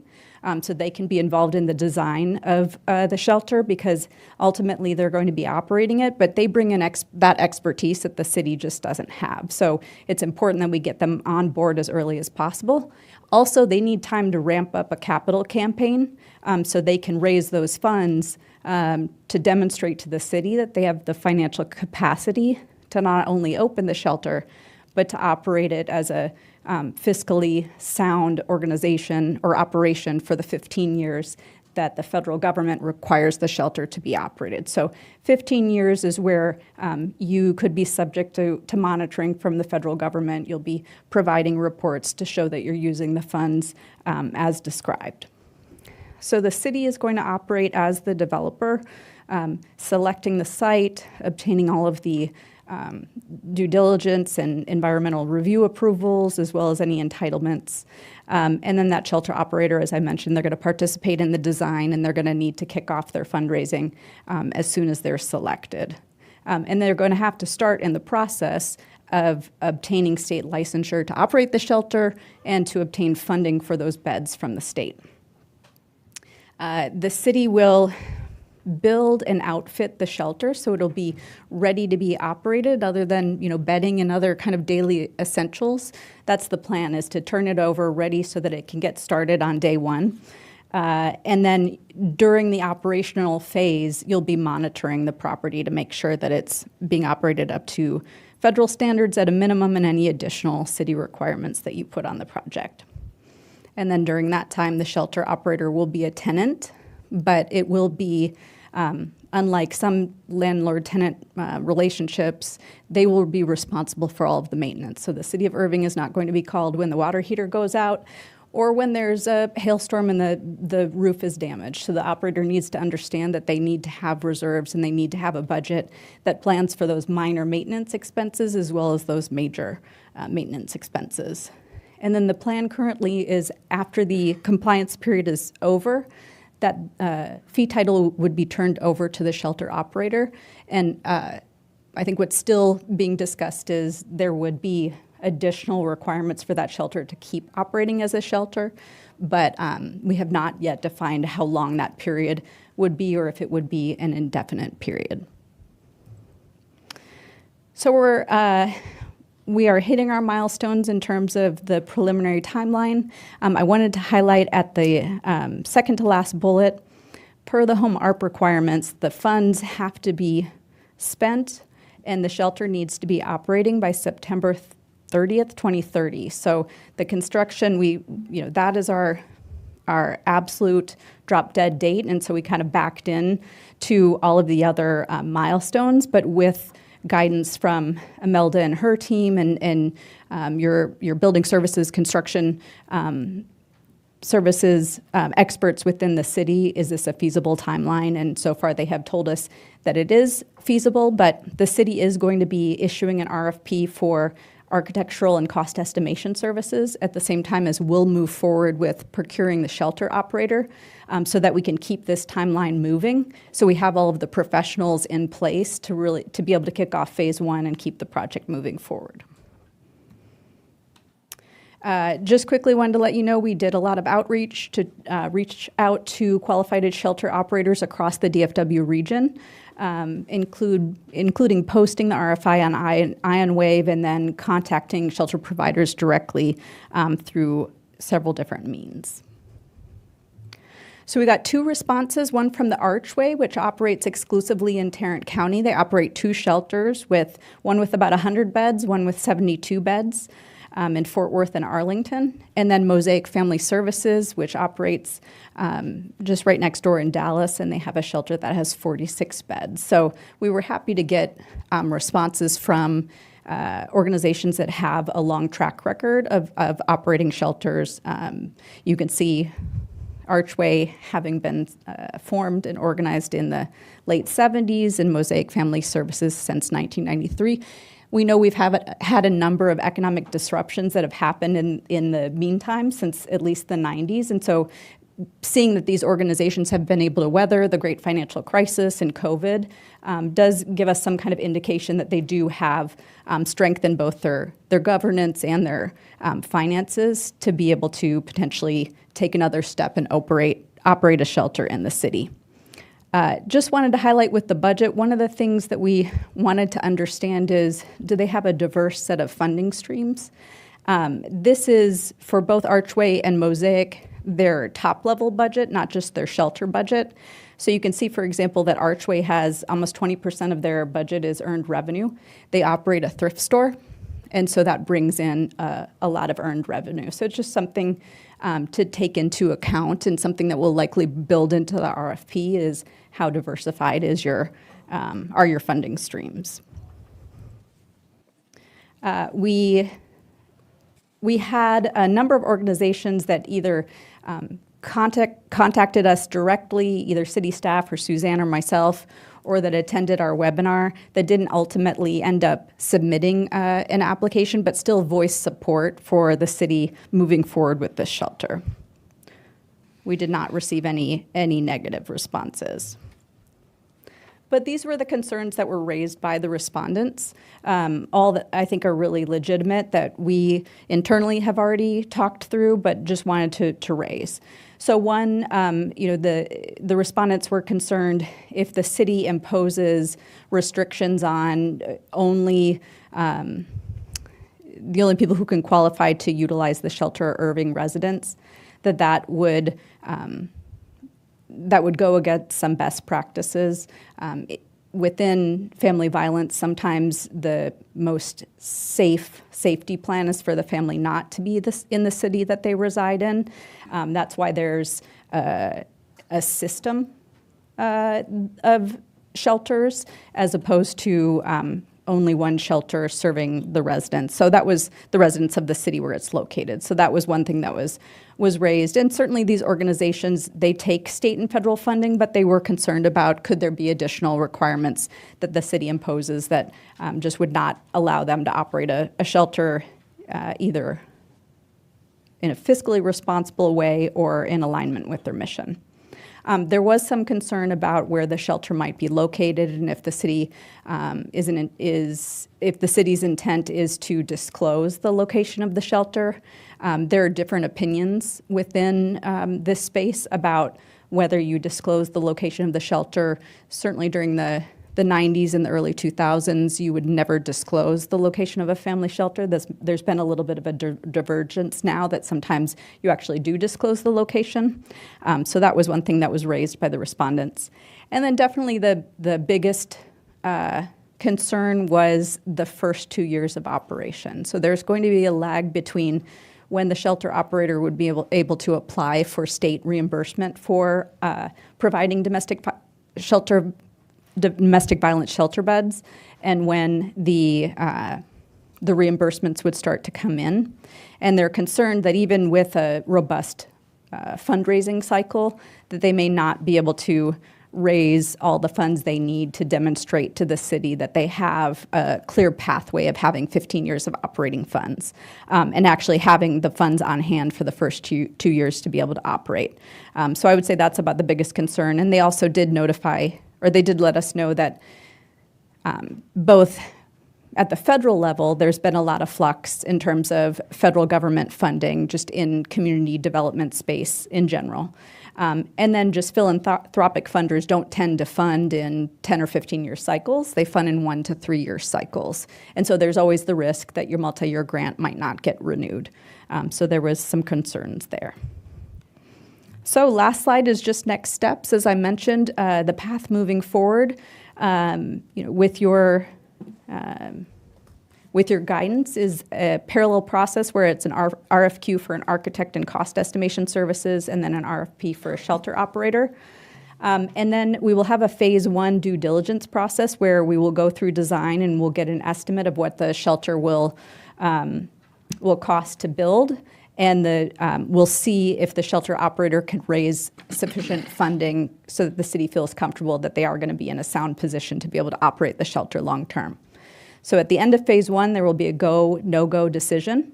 The city will be prepared to say no if needed. If either the costs come in and it's too high and you can't operate a best-in-class shelter with the funding that you've secured, or if the shelter operator hasn't been able to secure the funding that the city wants for them to raise so that you can feel comfortable that they have the ability to operate the shelter long term. And with that, ready for any questions. Dennis. Yeah, I got about 10 questions, and I'm serious. My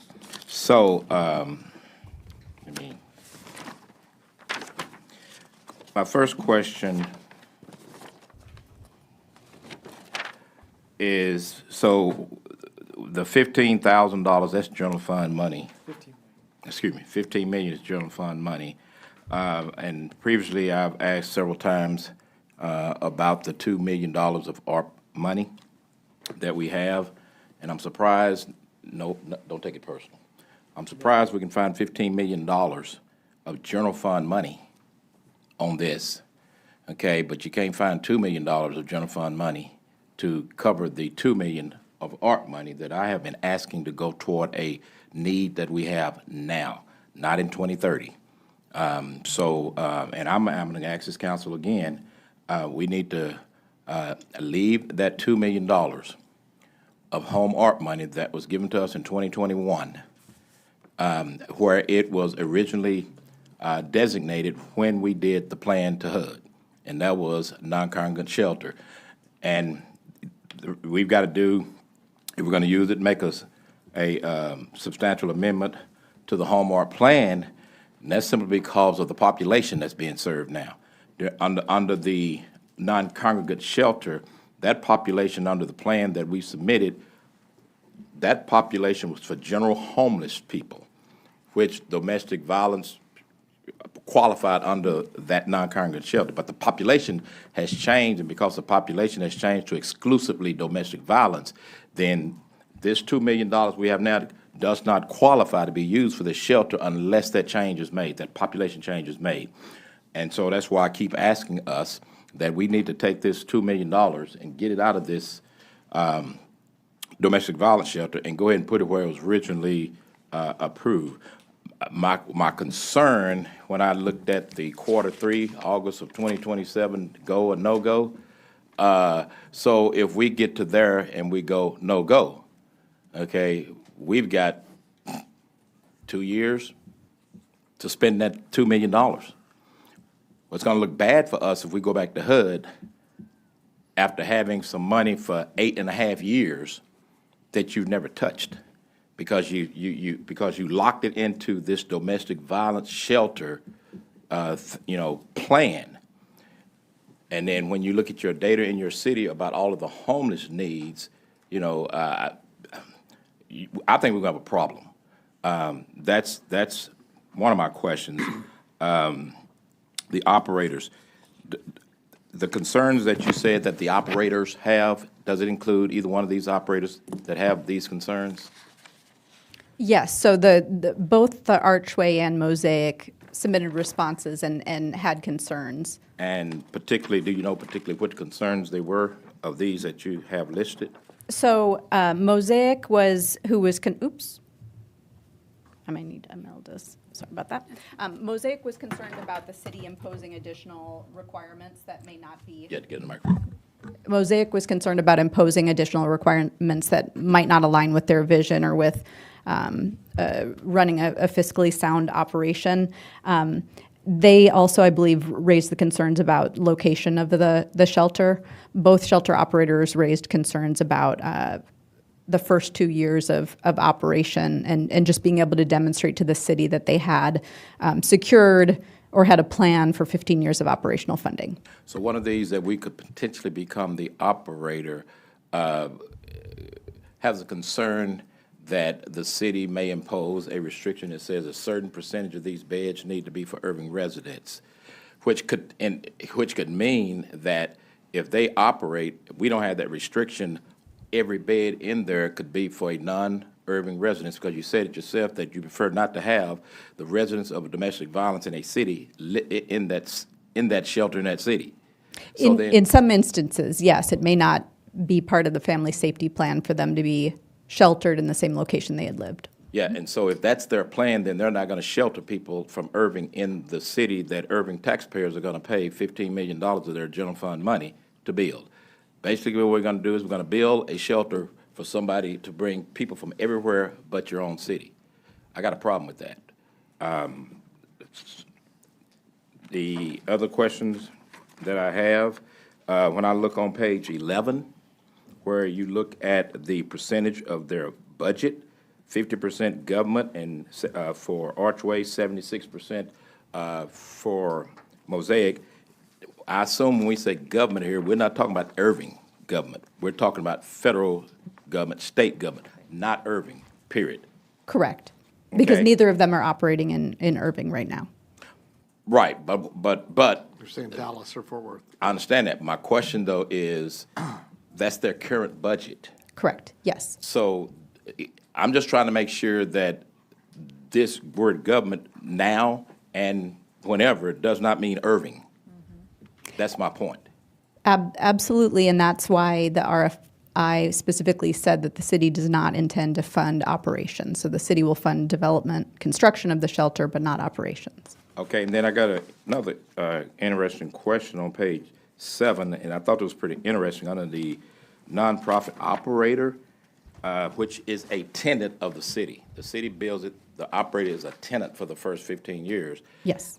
And I'm not saying it's never happened, but they are responsible to maintain, including repairs to the structure, structural components, maintain all building systems, replace furniture, fixtures, equipment as needed to support the ongoing operations. I have never heard of a tenant being responsible for fixing the HVAC system or fixing the plumbing in a building that they're the tenant. So are you telling me that this operator, 10 years from now, when they have a $15,000 to $20,000 repair, they're going to pay for it, not the city?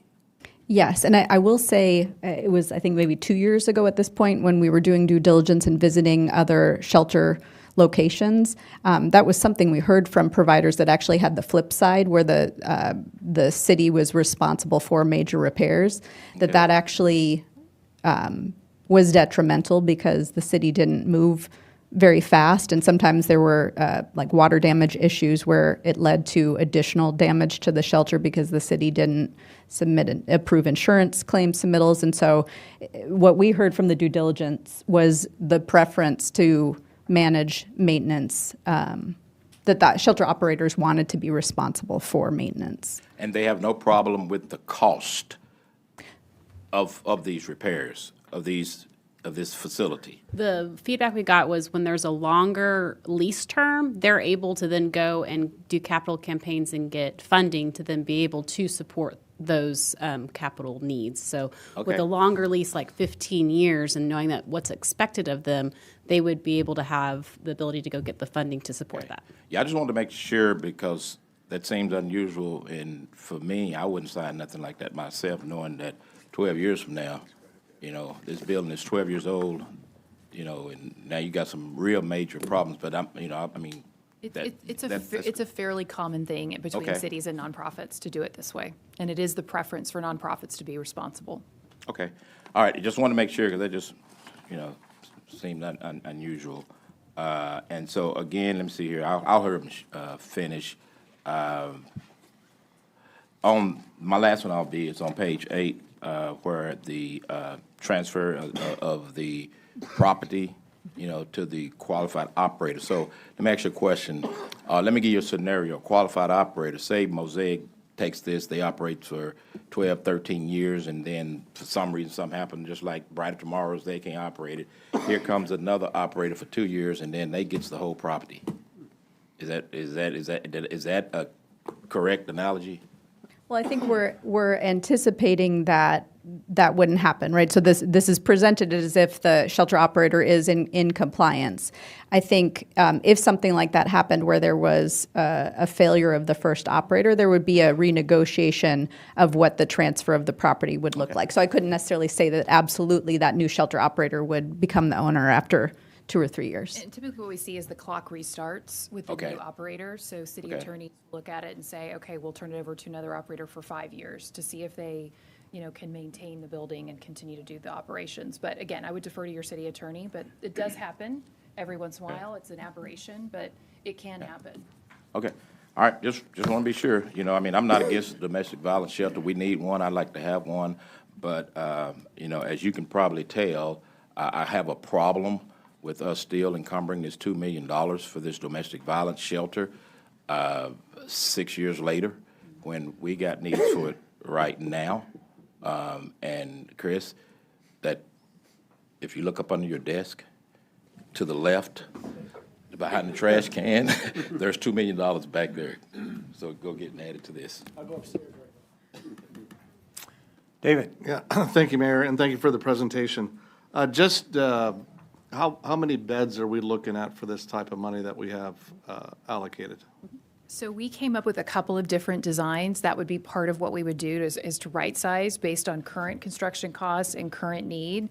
And that would be part of the phase one process, is to figure out how many beds would we want to be able to develop. If you'll remember, there was an option A, an option B, and an option C. And we even talked about doing a third floor and not doing anything to that third floor until we saw where the need was. So I think that's going to be what we talk about in phase one, is what is the right number of beds based on what the nonprofit really is looking for in their design, and also kind of what the construction costs are. But we're still talking in a range of 92 to 72, like Fort Worth and Arlington? Are we talking less, or? No, it's like 20, yeah, 30 beds. Yeah, it's anywhere from 20 to 30 beds, depending on the family sizes, as well as how many single rooms, how many rooms would we have for people who have disabilities, et cetera. And back to Dennis's point, I know how they'd want to restrict it, we'd want to restrict it to Irving residents because it's our money, but I see the operational challenges of where you want to put people. Would someone like Archway with Fort Worth and Arlington nearby, would they guarantee that we have a certain amount of beds for our Irving residents? So that's one of the reasons why we wanted a qualified operator who had other shelter facilities, because keep in mind, there are lots of things that families are thinking about with their plan. Are their children in school? Is the woman in imminent danger? Do they have a job in Irving? There's a lot of different things. So they could have a Fort Worth resident who has a job in Irving, and it makes more sense for that individual to be in the Irving shelter. So having a shelter that has multiple possibilities for the family members is really the ideal scenario.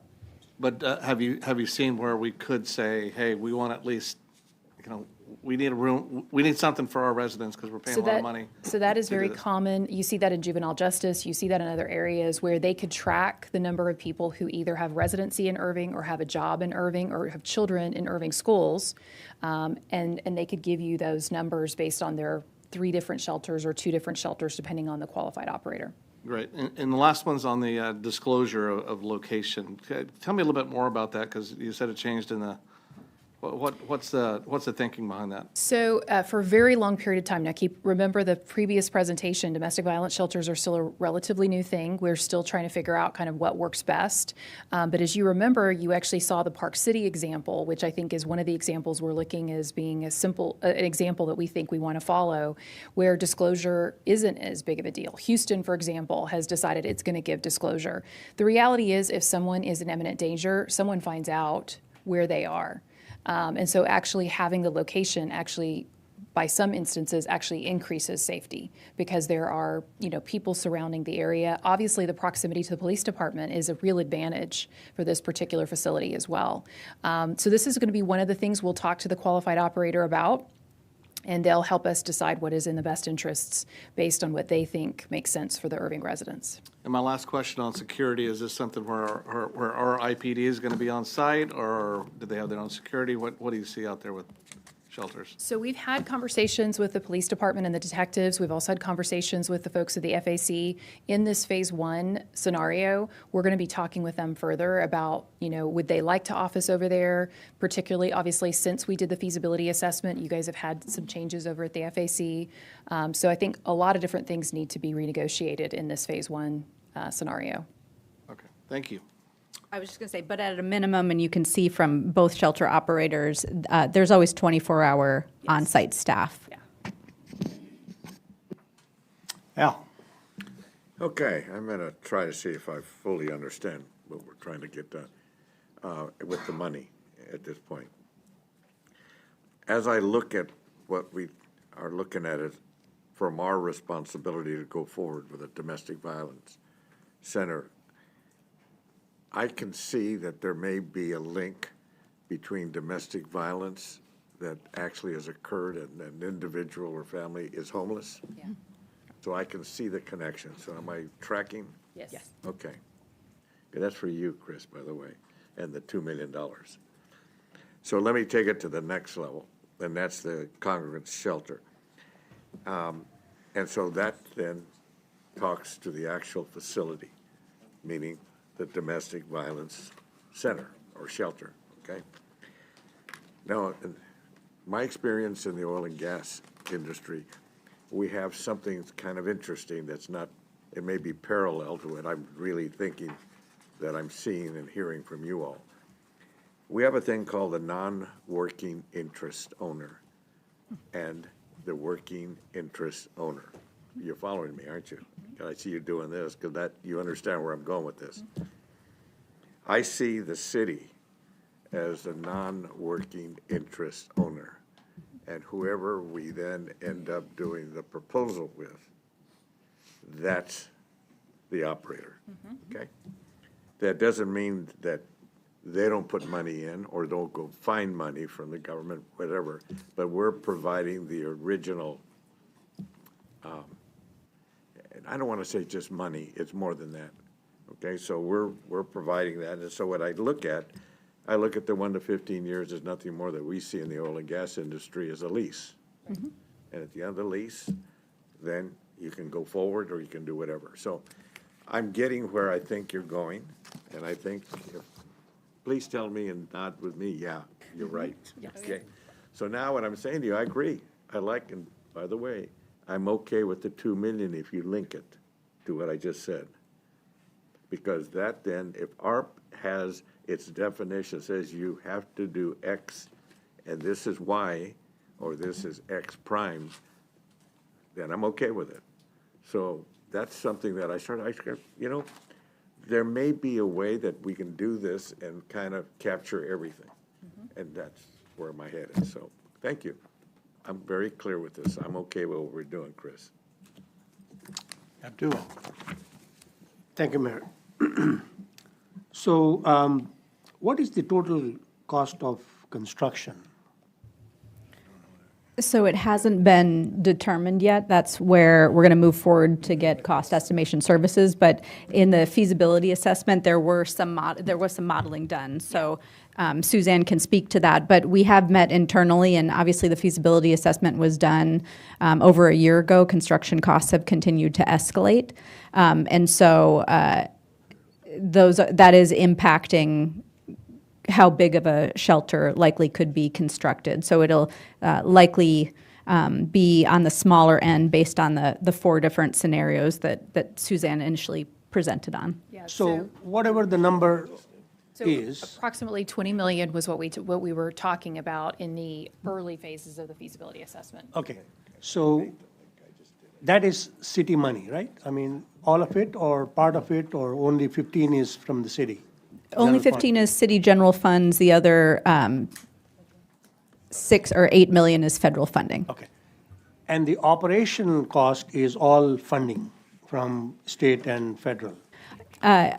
It is whatever the operator is able to raise, so it'll likely be from a mix of sources. The path forward is that they would become a licensed operator through the state and start getting reimbursement from the state for family violence shelter beds. What if they fail to secure? So that's where they would be going through that during that no-go phase 1.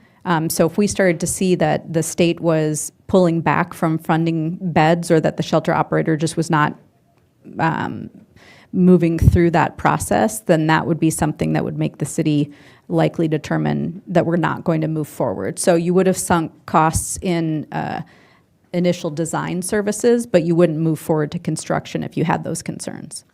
So since the city is putting a considerable amount of investment into this project, is there a way that we could secure some percentage of occupancy is from or for the city of Irving residents? So that's a question. So potentially, so this shelter would become part of the continuum of care, which operates at a Dallas and Irving and Collin County aspect, so a regional aspect. And so as we move forward with this, we would enter in discussions with the continuum of care about whether there could be preferences for Irving residents. Obviously, we don't ever want shelter beds to go unused, so we wouldn't ever want it to be completely focused on Irving residents, but we'd want to consult with the continuum of care to make sure that the assessment of who is eligible for a bed is pairing up people with Irving connections as having a preference for the shelter. So that has not been determined of how that path would be forward, but we have heard that multiple times that we want to make sure to the extent feasible and possible that Irving residents would be first in line for the shelter. Well, and Is that, I'll take the flip side of that math. Right now, your residents are being exported out to Arlington, Fort Worth, and Dallas. Our goal would be for them to stay here if that's their choice. We obviously want the individual to choose what is in their best interest and what is safest for them and their family. So I wouldn't necessarily goal them towards it in absolute terms because they don't have complete control over what the women and children want. But I think you can set up some guidance in the agreement to really talk about their tracking process of where the Irving residents are going, because it may be in their best interest to go to the Fort Worth shelter because there's a bed, or because of where their family members are, or because of where a school might be that their child should go to. So we wouldn't want to restrict your Irving residents either, but they could track where the Irving residents are going and making sure no matter what, the Irving residents gets a choice and they have a place to go day one, which is what's not happening right now. okay, I mean, that's very good. I was just curious to see whether there is a possibility of having some kind of beds available per the agreement, since the city of Irving has invested into it. 20%, 30%, 40%, or first preference will be given to the Irving resident. That's what I mean. Right, So absolutely. as long as it has that element in the agreement, I think that should be good. Thank you.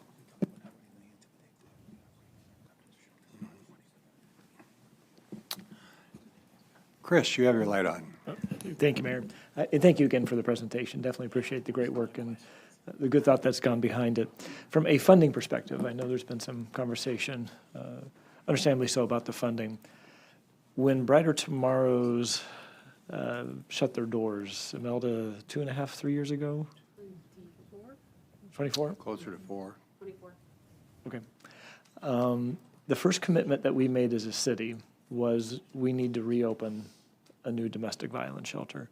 So right there at the beginning, within a few months of that, we as a city set aside, using some of our non-bond CIP dollars, $3 million to help start this process. The thought was, as a number of individuals at the time were very focused on doing fundraising and some development for the construction of the facility, there needed to be some seed money in order to be able to go to, whether it's foundations, corporations, other nonprofits, to say the city is invested in this and they've already set aside $3 million.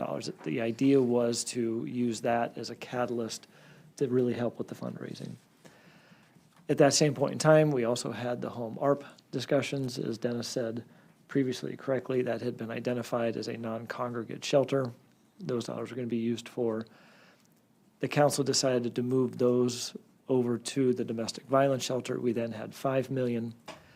There was an additional conversation about that $2 million, probably about a year ago, if I recall correctly, Imelda, where there was a conversation of, do we move that back over to the non-congregate shelter, or do we keep it in the domestic violence shelter? The council decided to keep it in the domestic violence shelter. We were also going after some federal money. A year and a half ago, we had $10 million that was earmarked for us as a city. The federal government, bless their hearts, did not pass a budget that fiscal year. They just did a CR, so all of that work got wiped out. We were then able to go back last March, a year ago, and we were able to secure $5.8 million for this year. So those dollars are there, and we then increased another $12 million of what we had set aside for the DART station out at the Old Texas Stadium site, where we're using some of those refund dollars, GMP dollars from DART, move those around, use that for other projects, and the general fund money that we had planned for those other projects that we're now using the GMP dollars for, we moved over into this, because what I began to see was there was not the fundraising effort that had been anticipated to build and to construct the facility.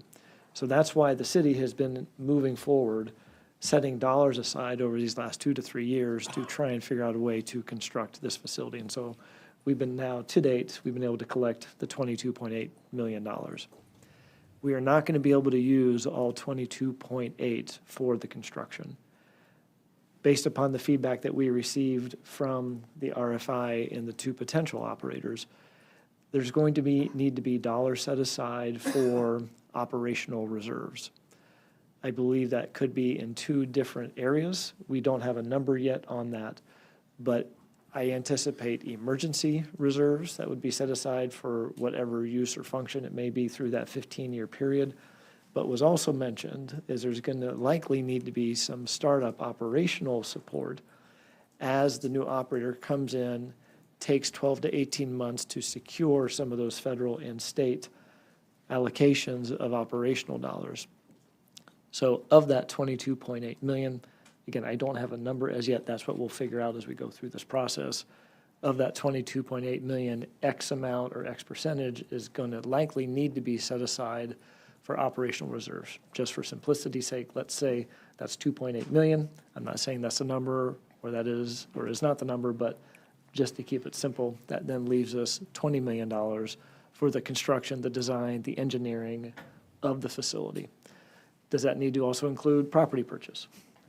We're going to have to make all those final decisions, and how is that going to look? $20 million, as you know, does not buy you what it used to buy. Construction costs are going up significantly. We've already heard and seen that it's going to be likely a smaller facility in terms of the number of beds. So we're trying to manage the dollars that we have, and we're going to have to build to the dollars that we do have. I do not know, and the desk is out of money, unfortunately. I'm not sure where we're going to find any additional dollars to help cover additional costs. So the dollars that we have, Mayor and Council, is what I would propose as we move forward with to see through this next phase, doing a parallel track of doing a design and some engineering, seeing what those costs are, getting those final cost estimates for construction, doing the RFP for the operator, marrying those two approaches and see where we end up. That would then be the go or no-go opportunity. There's an investment. We'd be using the general fund dollars to do the design and engineering. But we may be investing those dollars and learn that the cost of this from a construction perspective and from an operational reserve perspective may be more than what we have. We'll then have to have that conversation. Council, how do you want to move forward? Do you want to set more dollars aside? Do you want to identify a group to do the fundraising? How do we want to do this? But I just wanted to lay out how the funding has come about and where I see it going forward for the next couple of years. Dennis? Yeah, one quick and couple of suggestions. Number one, under the Hallmark plan that we have filed now, the domestic violence shelter is included under the non-congregant shelter label or category. It's the population that's changing. That's why you got to do this substantial amendment. Okay. Number two, here's my suggestion: instead of building a domestic violence shelter, go buy a building somewhere. Don't let everybody know what you're buying it for, but go buy a building, or probably half that, and convert it to a domestic violence shelter. All of those options are on the table. Yes, sir. Well, I've never heard the option about buying a building. Yeah, they've talked about looking at buying a building as well. Okay. Yep. How many beds do we have when we add Brighter Tomorrows? I was going to say it was like 14. 14, yeah. So, I mean, even at 25 or 30, we're doubling pretty much what we had at one point. I would love to be able to be in a position, but you're looking, nobody's going to step up and give us a bunch of money to build this. We've seen that. So the issue becomes, how many do we want to spend? 20 million, 40 million, 50 million, 100 million to build something huge, or at least do something to get people off the, and the other side of the coin that we're not looking at is we're worried about, are there going to be Irving residents here? If this one fills up and there's places we actually are getting more than just those beds by going with an operator that has other facilities that we can use.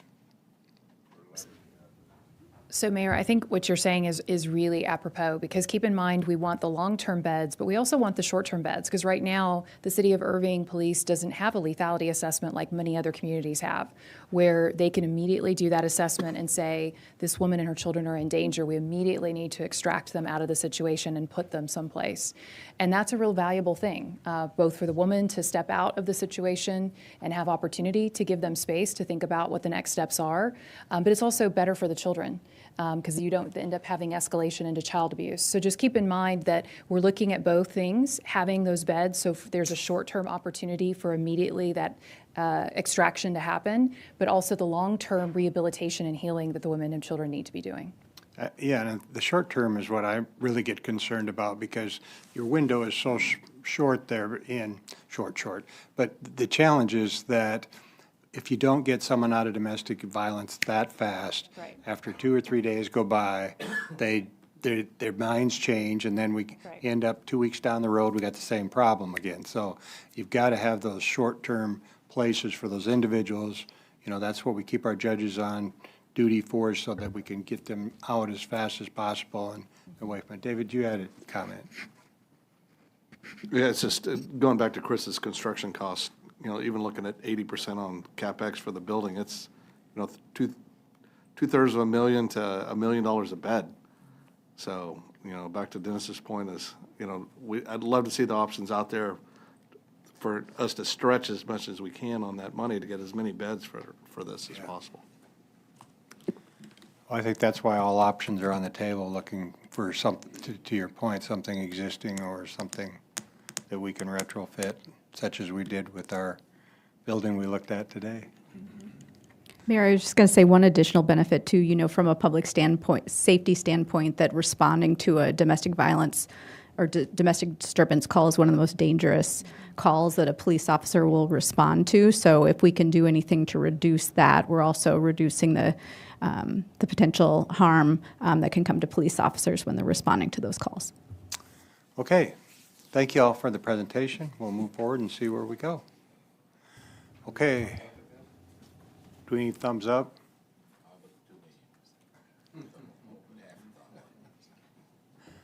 Okay.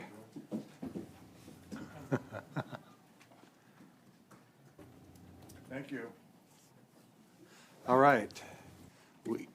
We can get through, I think, the regular agenda here real quick, and then we'll take a break.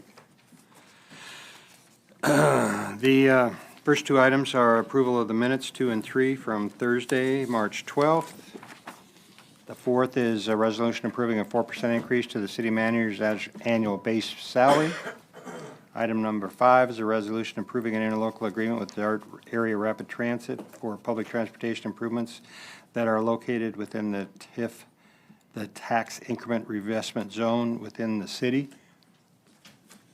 Item number 6 is approving submission of a grant application to the Office of the Governor, Texas Homeland Security State Administrator Agency to receive and participate in the fiscal year 2026 Homeland Security Grant programs, and authorize the city manager to execute any necessary documents related to the grant for the police department for SWAT Ballistic Protection Project. Item number 7 is a resolution submitting to the submission of a grant application to the Office of the Governor of Texas Homeland Security State Administration to receive and participate in the fiscal year 2026 Homeland Security Grant Program, and authorize the city manager to execute any necessary documents related to the grant for the Fire Department Technical Rescue Project. Item number 8 is approving an economic development incentive agreement between the City of Irving and Continental Battery Company in the amount not to exceed $75,000, depending upon their annual qualifications.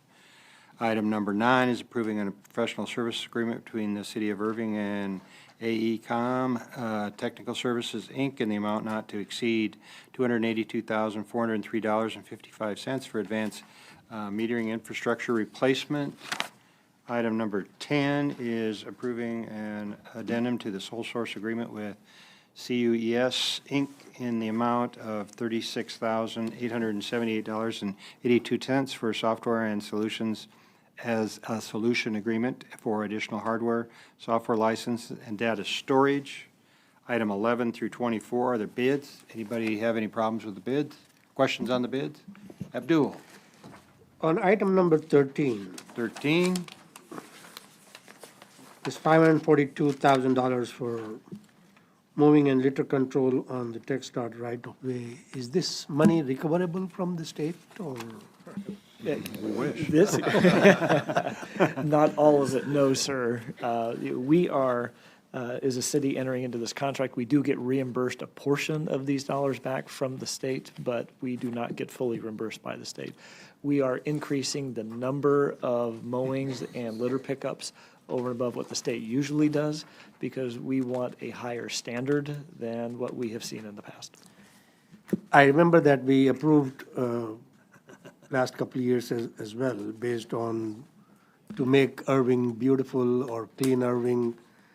Is it more than last year, or is it around the Chuck, same? did the prices go up? We'll have, come on up, sir. And we do have a presentation, I believe, on this. Good afternoon, Mayor, Council. The prices for mowing actually went down $7. It was $85 an acre. Now it's $78. The prices for litter control went up from $25 to $27.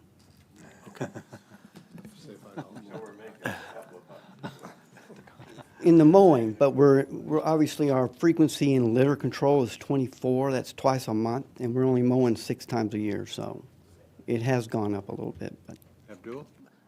Yeah, this is worth spending the dollar. I mean,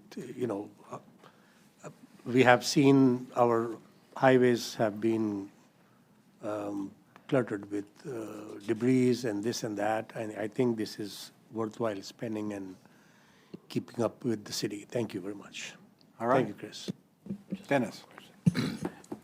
Could you get for us at some point, not today, the actual total cost, the total cost to do all of the mowing and the litter and everything, and I'm talking about the contractor's cost, then the cost of the total amount of the reimbursement from the state? We have that. Okay, because I remember this conversation, and then after that, It's less than what we're spending. Oh, definitely, it definitely. But I remember, if you remember, I'd asked that we have a conversation with TxDOT to try to find out, why is it that they're just not reimbursing us dollar for dollar, but I don't need no presentation, but if I can just get that amount, that's all I want to know, because the great old state of Texas, they want to limit our revenue, but then they want us to cut their litter and their trash on their roads and don't even want to pay us. Well, this is where I'm going to throw kudos over to Nathan here. When we had this conversation a year ago, they were significantly under reimbursing us for what our true costs are. Nathan took them out behind the woodshed, beat them up, and was able to increase the reimbursement, not to maybe fully the amount that we're spending, or in some cases it is equal to it. What we're doing is we're doing more than in terms of the cycles than what they would do before. So that's why our cost is higher than that. Add more acreage to it. Yep. Al? If I remember our discussions on this, it's because TxDOT and the major highways are saying, well, those are not just Irvinites that are driving and throwing trash out. It's all the other people that are coming from Dallas or coming from Fort Worth or so, that's their argument, and it's kind of hard to back it away from that, but I think we're doing the right thing, so thank you. Yeah, it's just one of those costs that we have because they don't do their job. Dennis, you have those right up there. You can see what our cost is per acre for the mowing and for the litter control. Again, for mowing, for litter control, we're spending a little bit more than what TxDOT is reimbursing us for, but for the mowing cost, it is the same. So we just increased the cycles. That's really where you're experiencing the higher cost. We wanted it mowed more often, and we wanted more litter pickups because we didn't think that it was enough. Don't we have other dollars besides this we're spending too, Chris? This is just for the TxDOT properties. We have other dollars in MDU and other And say, aren't we spending collections. about $1 million? Yeah, it's 850-ish, 900,000, if I remember correctly, for everything that we're doing from MDU to parks and with what we have going on here. I may have that number off, but No, am I right? You're correct. It exceeds $1 million. It's a significant investment. We increased ours probably by about $600,000 to $700,000 just in the last fiscal year that we're continuing this fiscal year, just to pick up what David. TxDOT wasn't doing. And I hate to talk about a non-agenda item, so sorry, KO, but when we're talking to them about trash and mowing, our police and fire are out there too, as we know. And that, do we even have a number on that? And I don't know if we can discuss it, KO, but I'll just put it out there. Well, you can ask the question, he can answer if he has the answer. Yeah, we put together a study 2-3 years ago that actually looked at cost of our police and our fire response out on the state facilities. I'll get you that report. Al? Let me piggyback with you because you got me thinking again. Sure, we ask questions. Decurd, you want to talk about how much trash they get swept in through our source, our stormwater system? What are you smiling for? You know exactly where I'm going with this. They pick up a lot of trash on all of the canals and everything else. So trash is trash. And David answered your question. We get reimbursed this much from the state for our police and our fire response. Al said he'd help on that. Okay. No other questions on the bids?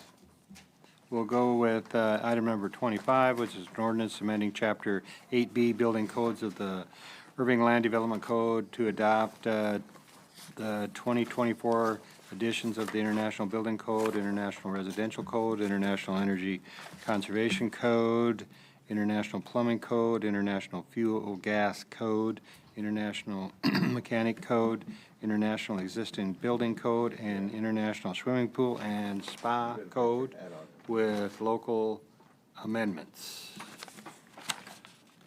Item number 20. Mayor. Yes, sir. We're waiting up here for a little bit. He's trying to hide. I know he's trying to hide. I tried, You were Wayne. trying to get I by. tried.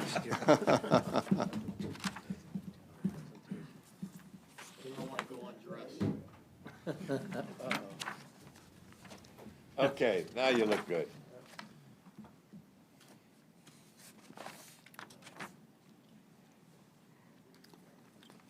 Yeah, thank you, Wayne. And, we talked about this at length at previous meetings, but what's the cycle if we implement all these tonight and then need to go back and change something, or we find something that's not really working in our city? We can come back at any time. But for this cycle, if the adoption takes place today, it doesn't become effective until May 1st. So we have this 30-day window that we have to abide by. If something were to change, we would come back, present, and if the decision is to make a change, we just have to go over what that change is, review it, make the decision, and then 30 days later, we can make it effective upon adoption. Right. Because a lot of times you implement, a whole list of things like this, and y'all did your homework on it beforehand, Right. so I'm not saying that, but you never know what things pop up there we don't know. On a regular cycle, this is a 3-year cycle. So this is the 24. Right. We're actually going, in the next year, meeting at COG, we'll be reviewing the 27 and doing all of those things again 3 years from now, to be expected to see this come back for the 27 cycle. All right, thank you. Yes, my pleasure. Al, did you have a? Okay, thank you. Item number 26 is amending Section 17C4 of Chapter 17C entitled The Fire Protection of the Land Development Codes by adopting the 2024 edition of the International Fire Code with local amendments. Item number 27 is authorizing the abandonment and vacation of a 10-foot electric easement and a 25-foot by 15-foot electric easement along a portion of the property located at 801 Ridge Point Drive, part of the SA and MCRR survey, abstract number 1450, and being a portion of Lot 1R1, Block A, as dedicated by the Royal Tech Center Phase 3, fourth plat, owned by CRPA1, West Bend Industries, owner and LP. Item number 28 is authorizing a partial abandonment and vacationing of an 80-foot restricted utility easement along a portion of the property located at 4050 Regents Boulevard and being a portion of Lot 1, Block A, City Corp North America, first installment owned by RREEF CPIF 4050 Regent Boulevard LLC. Mayor, that one's actually being pulled. There should be a memo in your Pull packet. 28? Yes, sir. Sorry I didn't catch it before you read the whole thing. That's all right. I need their experience. Next are the zoning cases. And you've really been good to us. We didn't have any, and now we only got a couple. We must have done something right. We always make up for it somehow. Well, actually, next month won't be too bad either. Good afternoon. Good afternoon. Jocelyn Murphy, Director of Planning. We just have a couple of cases tonight. The first one is a case at 1510 Whispering Trail. They're zoned for zero lot line. They're requesting a variance to keep an existing rear and side yard patio setback. Staff found no unnecessary hardship. P&Z recommended approval 6-2, no opposition or support. So this is, again, just a small zero lot line subdivision. And the applicant has built, so a zero lot line subdivision has about an 8-inch setback on one side and a 10-foot setback on the other side. In the 10-foot area, 5 feet of that is an access easement so that the neighbor who is in the same pattern can come over, maintain their property, their eaves, whatever they need to do.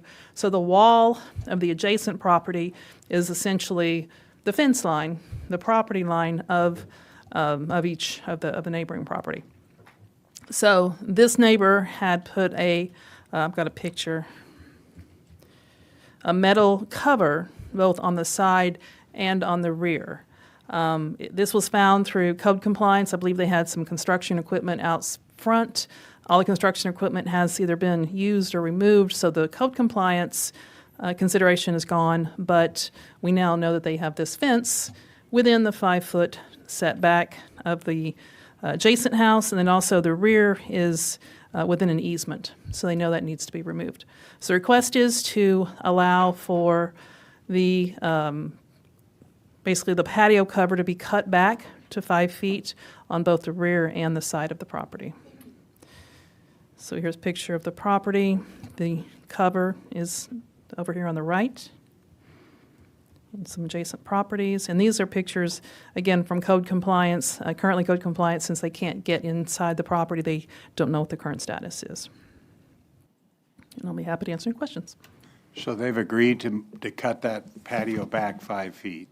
Yes, they'll cut it back. They didn't want to do it yet because obviously it's expensive, but if they were going to have to remove it, they just wanted to wait to see what the finding was. I remember my first house was a zero lot line, and you don't realize how many times the neighbor comes over with a ladder because they've got to paint or they got something stuck in the gutter, or you've got a roofer and you couldn't get a ladder up to even get up to the side of the house there. So how do we make sure that they actually do it? They'll have to get a building permit to do it, and code, obviously this is still on code's radar, so code will be maintaining to make sure it happens. Because basically they've just got storage here. Yeah, the owner said that he does come out here to sit, and that's the purpose for the cover. David, I'm sorry. Go ahead. Yeah, I'm sorry, Jocelyn, what about the back area? Is it necessary to cut the 5 foot in the back? It is because there's an easement there. Okay. So But there's it's not Utility. interfering with any property, I don't think.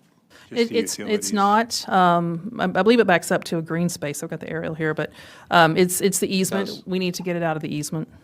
Yeah. Okay, just in case future development, do it all at one time? Or just because, why aren't we making them go in all 10 foot back though? Well, the electric lines could be back here. I mean, usually that's what happens when you have a But rear. why are we stopping at 5 feet and not making them do the? We're not stopping at 5 feet. We found no hardship that would warrant any kind of a variance. Okay, so this one, The property owner is offering Okay. to come back 5 feet. As far as staff's concerned, we don't see a justification for any variance. Right, to zero, back to. Correct. John? Dennis? Can you go back to the picture of the patio with all the junk on it? And there's, it's Okay. just a little dated, I'll All right. give it that, yeah. So it's obvious he's not using this as a patio. He's using it as a storage facility. So as far as I'm concerned, he need to take the whole thing down because if it was a nice patio with furniture and lawn, and he was actually using it, I could see maybe trying to get him to cut back 5 feet. But I mean, look, stacked tires and junk. I'm not for not supporting him cutting it back on this one. I'm for him taking the whole thing down. Yeah, again, these pictures, and these are from November. There may have been some changes. He should be here tonight to answer what the current status is. Okay. No other questions? Let's go on to the next one. Next one is a straightforward RAB. It's 901 MacArthur Park. This is a Velvet Taco. They are requesting just a SP1 for RAB in order to sell alcohol. Staff recommends approval, P&Z approval 8-0, no opposition or support. So again, this is just a tenant space. It's an existing restaurant on 635 within the shopping center next to Target. And they're here on the end. Just into executive session, we'll go take a restroom break, and then this is the last item on our agenda, so when we're finished, we can just adjourn. Yes, sir, I'm happy to do that. The time is 3:59. The Irving City Council will convene into a closed executive session after their break to discuss a personnel matter pursuant to Open Meetings Act, Section 551.074.